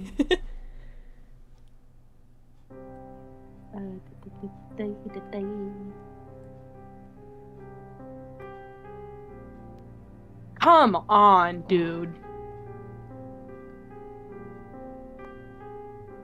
Can we use my passive? You know, yeah. Yeah, this works. This works for this situation. Okay. So that's a 13 then. As you're looking at this little fairy, and you're sitting inside what was supposed to be your home, out of the corner of your eye, you see something shine, if only for a split second. And as your eyes are drawn over to it, you see, partially buried under rubble, a chest. It doesn't look like it's caved in. Yes, it's still quite old, but it looks to be intact.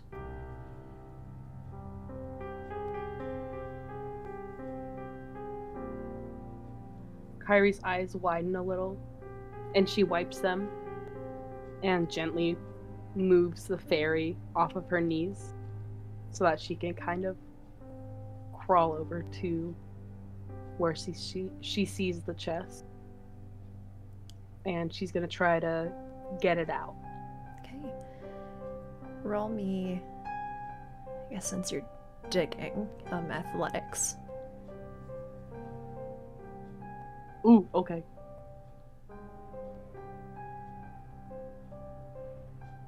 17. Dude.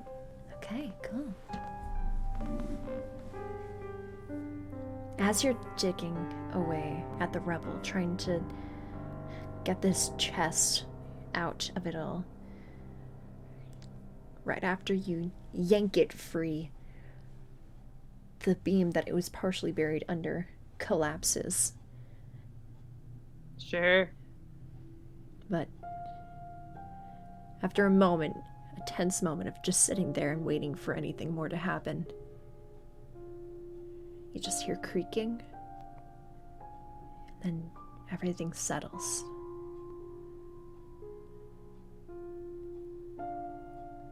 And now you have this chest free. Is it locked? There's no lock on it.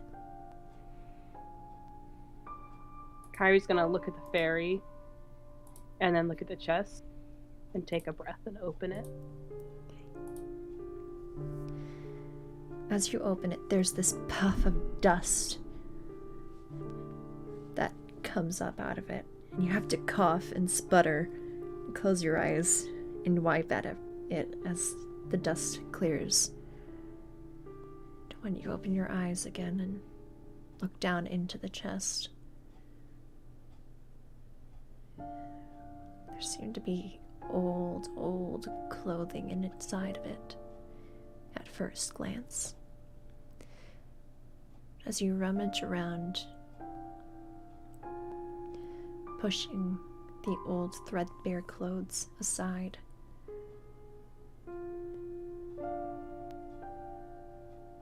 Looks to be a journal.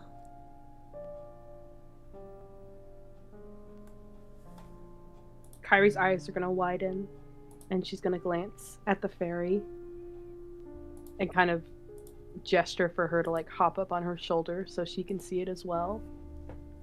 And the fairy does fly there and like is hovering by your shoulder so they can illuminate it a little bit. And then she's gonna open the journal.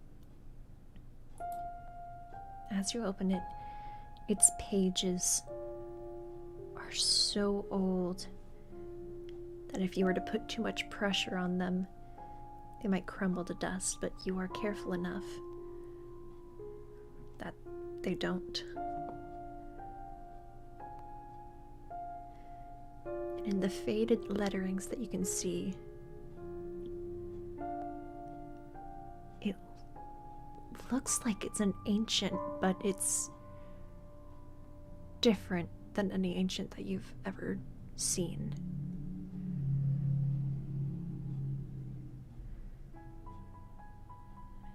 You're not quite sure what it says, even with your studying of the language.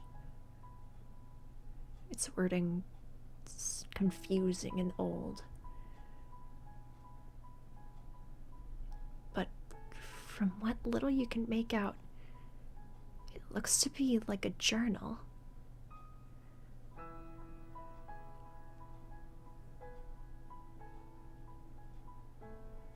Kairi is gonna look at the fairy and say, "Can you understand any of this? I can understand some of the words, but it's such old ways of using ancient that I can't really decipher most of it." The fairy peers down at the notebook and sort of perks up a bit and nods.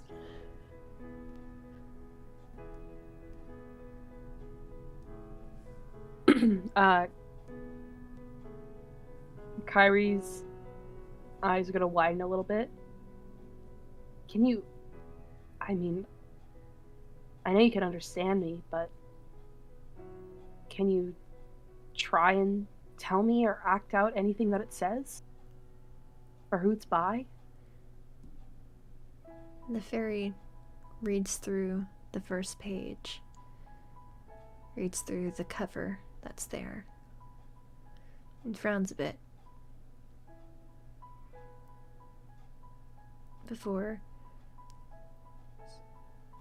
flying a little closer to the journal and pointing at the very bottom of the page and shaking its head. It's not signed? Or can you not read what it says? The fairy reacts to your first statement, nodding to it.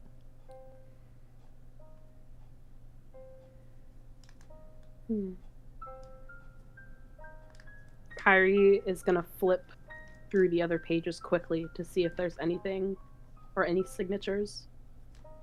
There's no signatures.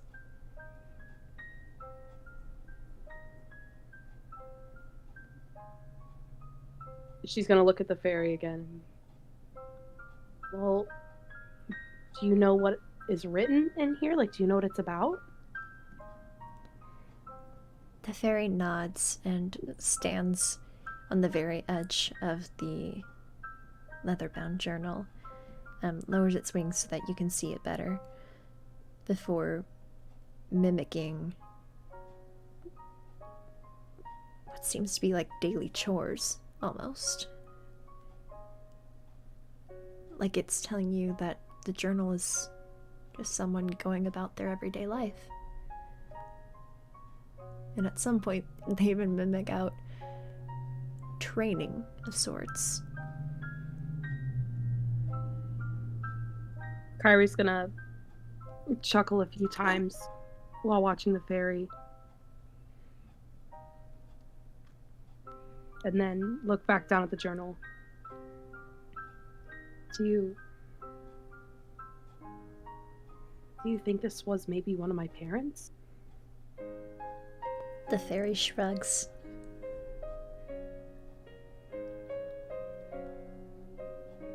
Yeah, that was a bit of a long shot, but I mean, this is my house, right?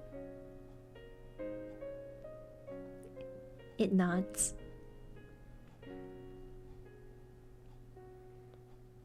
So then it must have been someone's here.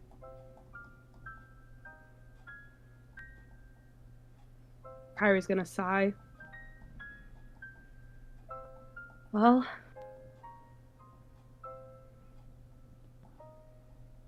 I don't know how to feel about this. I mean, kind of cool that whoever it was that lived here, they journal like I do.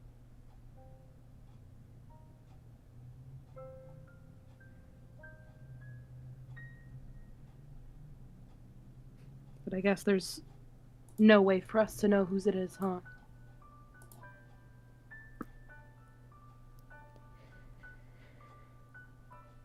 The fairy nods a bit before flying up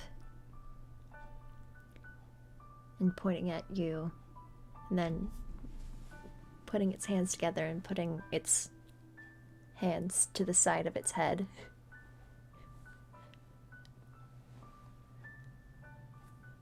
Kairi's gonna laugh. Are you telling me that I should go to sleep? The fairy like gestures all around them as if saying like it's dark. Kairi's gonna look outside and be like, oh, yeah, huh, I guess it is. Will you come back when I'm awake? The fairy nods. Kairi nods and looks down. Well, maybe I should get one night of sleep in my house. And she's gonna like sadly chuckle. I guess I had a few, but one that I can remember. The fairy nods a bit and then sort of flies away from you for a moment, going through the house really quick before coming back to you and gesturing for you to follow it. Kairi's gonna stand up quickly and follow the fairy. And the fairy leads you up the stairs of this house to the second floor. The roof there is no more, and you can see the burned debris sort of scattered across this, what remains of the second floor. And you see a bed.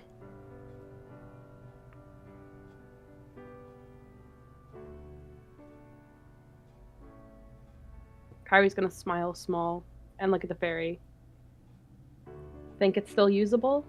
The fairy goes over to it and just starts like bouncing on it.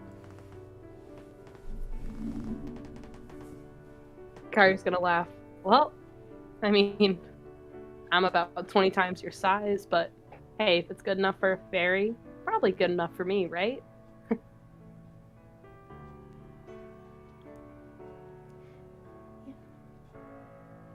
And then Kairi's gonna set her bag down and take her boots off and carefully sit on the bed.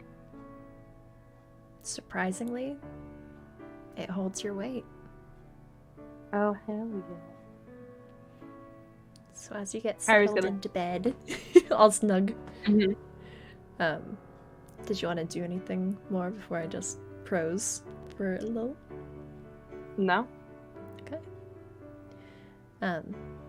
So as you get settled into bed and you have a really old dusty blanket pulled over the top of you, you look up at the sky.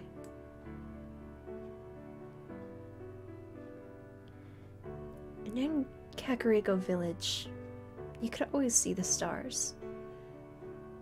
But somehow here, you can see so many more. And again, there's this sense of familiarity as you look up at the stars.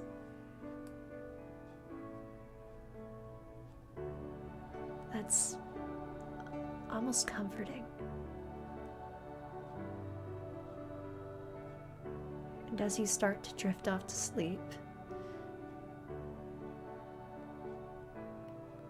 you feel at peace. You have the best night of sleep that you've had since you left Kakariko Village.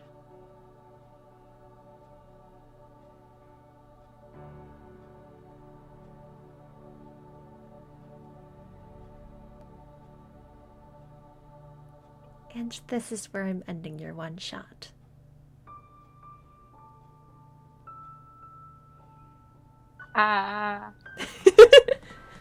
Did you see Sombra's? I did!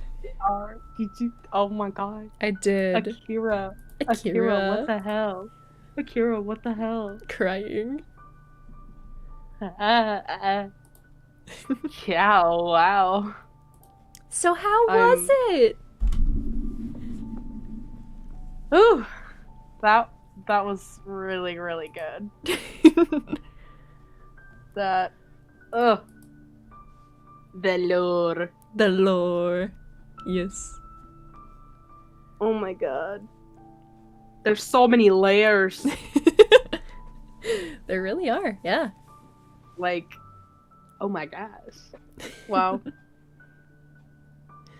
I don't know, it's cool. We just started this campaign just being a bunch of silly goofies, and now we have like full on story, you know? It's kind of trippy. Oh yeah, man, like, did you expect anything less from me?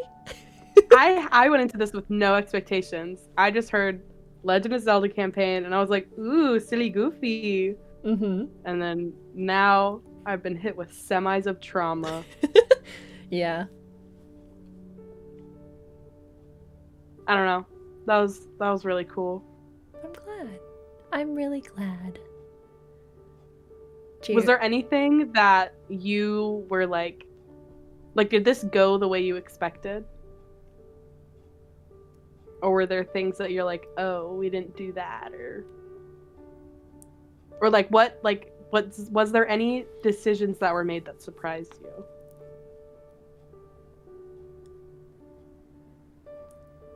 I think the only surprising thing was how civil you were during the first brawl.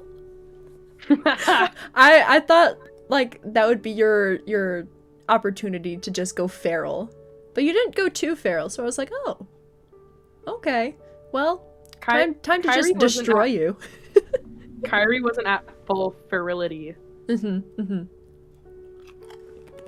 my god, I want to like go back and rewatch the bit with Impa and Kairi now. Ugh. Yeah. Goddamn. Well, because aren't we like, I know we're doing a story arc next in the campaign, but aren't we, I mean, we're gonna go back to Castletown. Who knows if you are? Who knows? Who knows? But there's a lot to work with now. Or a lot more, I should say. Oh, absolutely. You are in Castletown, but you're gonna be leaving it real quick. Yeah. Oh, I forgot we were in Castletown. Yeah. Yeah. I was like, we are? Yeah, you guys are. Huh. That's right. Yep. Was there anything that really like stuck out to you during today's session? I mean, it just makes me like rethink stuff, you know? Or just like decisions that Kairi has made, or like attitude choices so far. Like, it just, like, I definitely stand by them, and it just kind of makes, I don't know, it just gives some context, and I think it flows really well into where we are now. And like okay, so like Kairi in the main campaign is kind of getting a little softer, and like when I first started making those decisions, I was like, damn, this does not seem like Kairi, but like it's kind of going with her arc, and like just this, it makes more sense. Mm-hmm. Kairi being a dick to Nero does not make sense, but also there's like 6 years in there that we don't know. Yeah, and So, like she might be the first fairy that like you're actually talking to. yeah. So, yeah, who knows? Yeah. Well, Kairi softened towards Nero. She softened. True. Yeah, she did. Much and more it just, than it kind of Flightless. like, it kind of, her getting like, her just being very like anti-group and like very much like, because she always goes immediately to attack and then usually flops. So that kind of makes sense. Mm-hmm. Because, I mean, just with the other Sheikah guy, Chantil, or whatever, Santil, it kind of makes sense, though, because she could always beat whoever was, like, the toughest or the strongest. And now that she's out, it just isn't happening that way, and that's because of roles, but it also kind of makes sense. Mm-hmm. Character-wise. She's only ever fought Sheikah before with this one. Right. After all. Right. Yeah. So that just kind of, I don't know. And like, yeah, she had other shit go down with like fighting and adventures and stuff, but it just kind of makes sense character-wise, I think. Yeah. That kind of flowed. That kind of made sense. Mm-hmm. And again, there's still 6 years that we don't know what happened to her. Yeah. Like, we know the gist, but yeah. If anything, that's something for us to explore later. But now, what you can add into Kairi's inventory is Lost Journal. Oh, I'm going to type that in the inventory chat. Mm-hmm. Right now. And during the campaign, during the downtimes that you have, what you can do is you can roll intelligence rolls to see if you can decipher parts of it. Because you've had this thing for 6 years now, and you've been slowly trying to understand this new type of ancient that is written there. Or old type of ancient, I should say. So, yeah. Things for the future. Love it. Yep.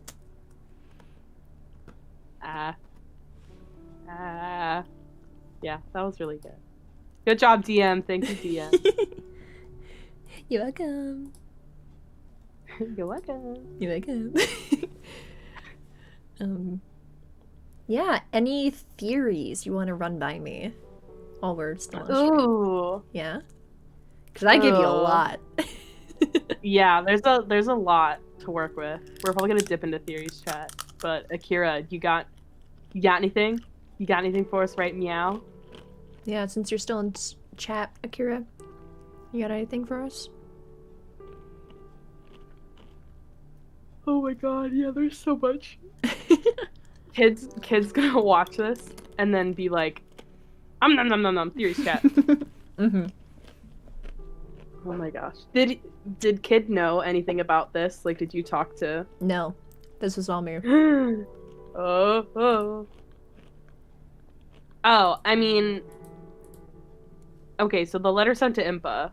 I mean, KOH. King of Hyrule. I mean... Yeah, but what does the RL stand for after that?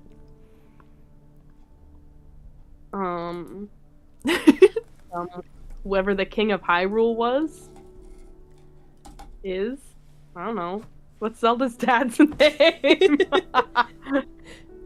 It's is it a person, or is it like is it someone? Was LOL. Well, You asked me this like I'm gonna answer you. Well, let me just do a little Google. What are you doing? Oh. Hmm. Oh. Well, not O. But there's a lot of kings of Hyrule. I mean, yeah. there have been ages of them. Yeah. Well, there's one whose name is Rome, but his last name isn't an L, so I'm like, Yeah. It stands for Real Link. Real Link. Now that's Real. funny. You know, on like Twitter and stuff, people will be like, blank, real in parentheses. Yeah. Real Link. So oh my gosh. Wow. Yeah, lots is going on in the noggin. Yeah, shit. I'm gonna go into the headcanon theories chat. I'm gonna go crazy. Okay. And I'm just saying, the Rome, that's from Breath of the Wild, which is after Heroes of Courage takes place. Yeah. So it's like, well, no. but that was 100. He died before, what, like 100 years before Breath of the Wild took place. So you say that like this doesn't take place even before then. Hey, we don't know when it took place. We just know it was before. Mm-hmm. That's all we know. Right. Well, let's give your closing thoughts for stream, and then I will give my own closing thoughts. Okay. That was really cool. I'm glad we got to kind of humanize Kairi a bit. And just kind of show where some of her stuff could come from. Yeah. Yeah? Yeah. Okay. No, I thought that was very good prequel backstory stuff. Well, yeah. Say goodbye to chat. Bye, chat. All right. And bring Akira over into just the chatting general. Oh, okay. Yeah. Okay. Wielder. All right. I'll go ahead and move on over there and... Oh, well, Akira moved because they're watching the stream. Hi. I'm gonna go over there. All right. Bye, Steve. Okay. So, that brings us to the conclusion of today's one-on-one with Kairi in her younger age. A lot happened, and I'm very happy that we were able to cover all of this. I am really excited for what's to come, and for all of this stuff to eventually become explained later on in the campaign. What happened to Kairi's old village? Who sent the letter to Impa? And why was Impa there in the first place?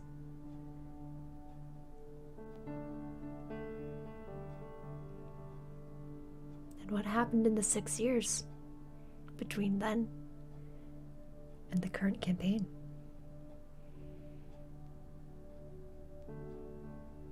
That's all stuff that we'll answer later on. Thank you all for coming on this journey tonight. I thoroughly enjoyed it. Whenever I can make impacts on my characters, my players, and the audience, That's really what fuels me.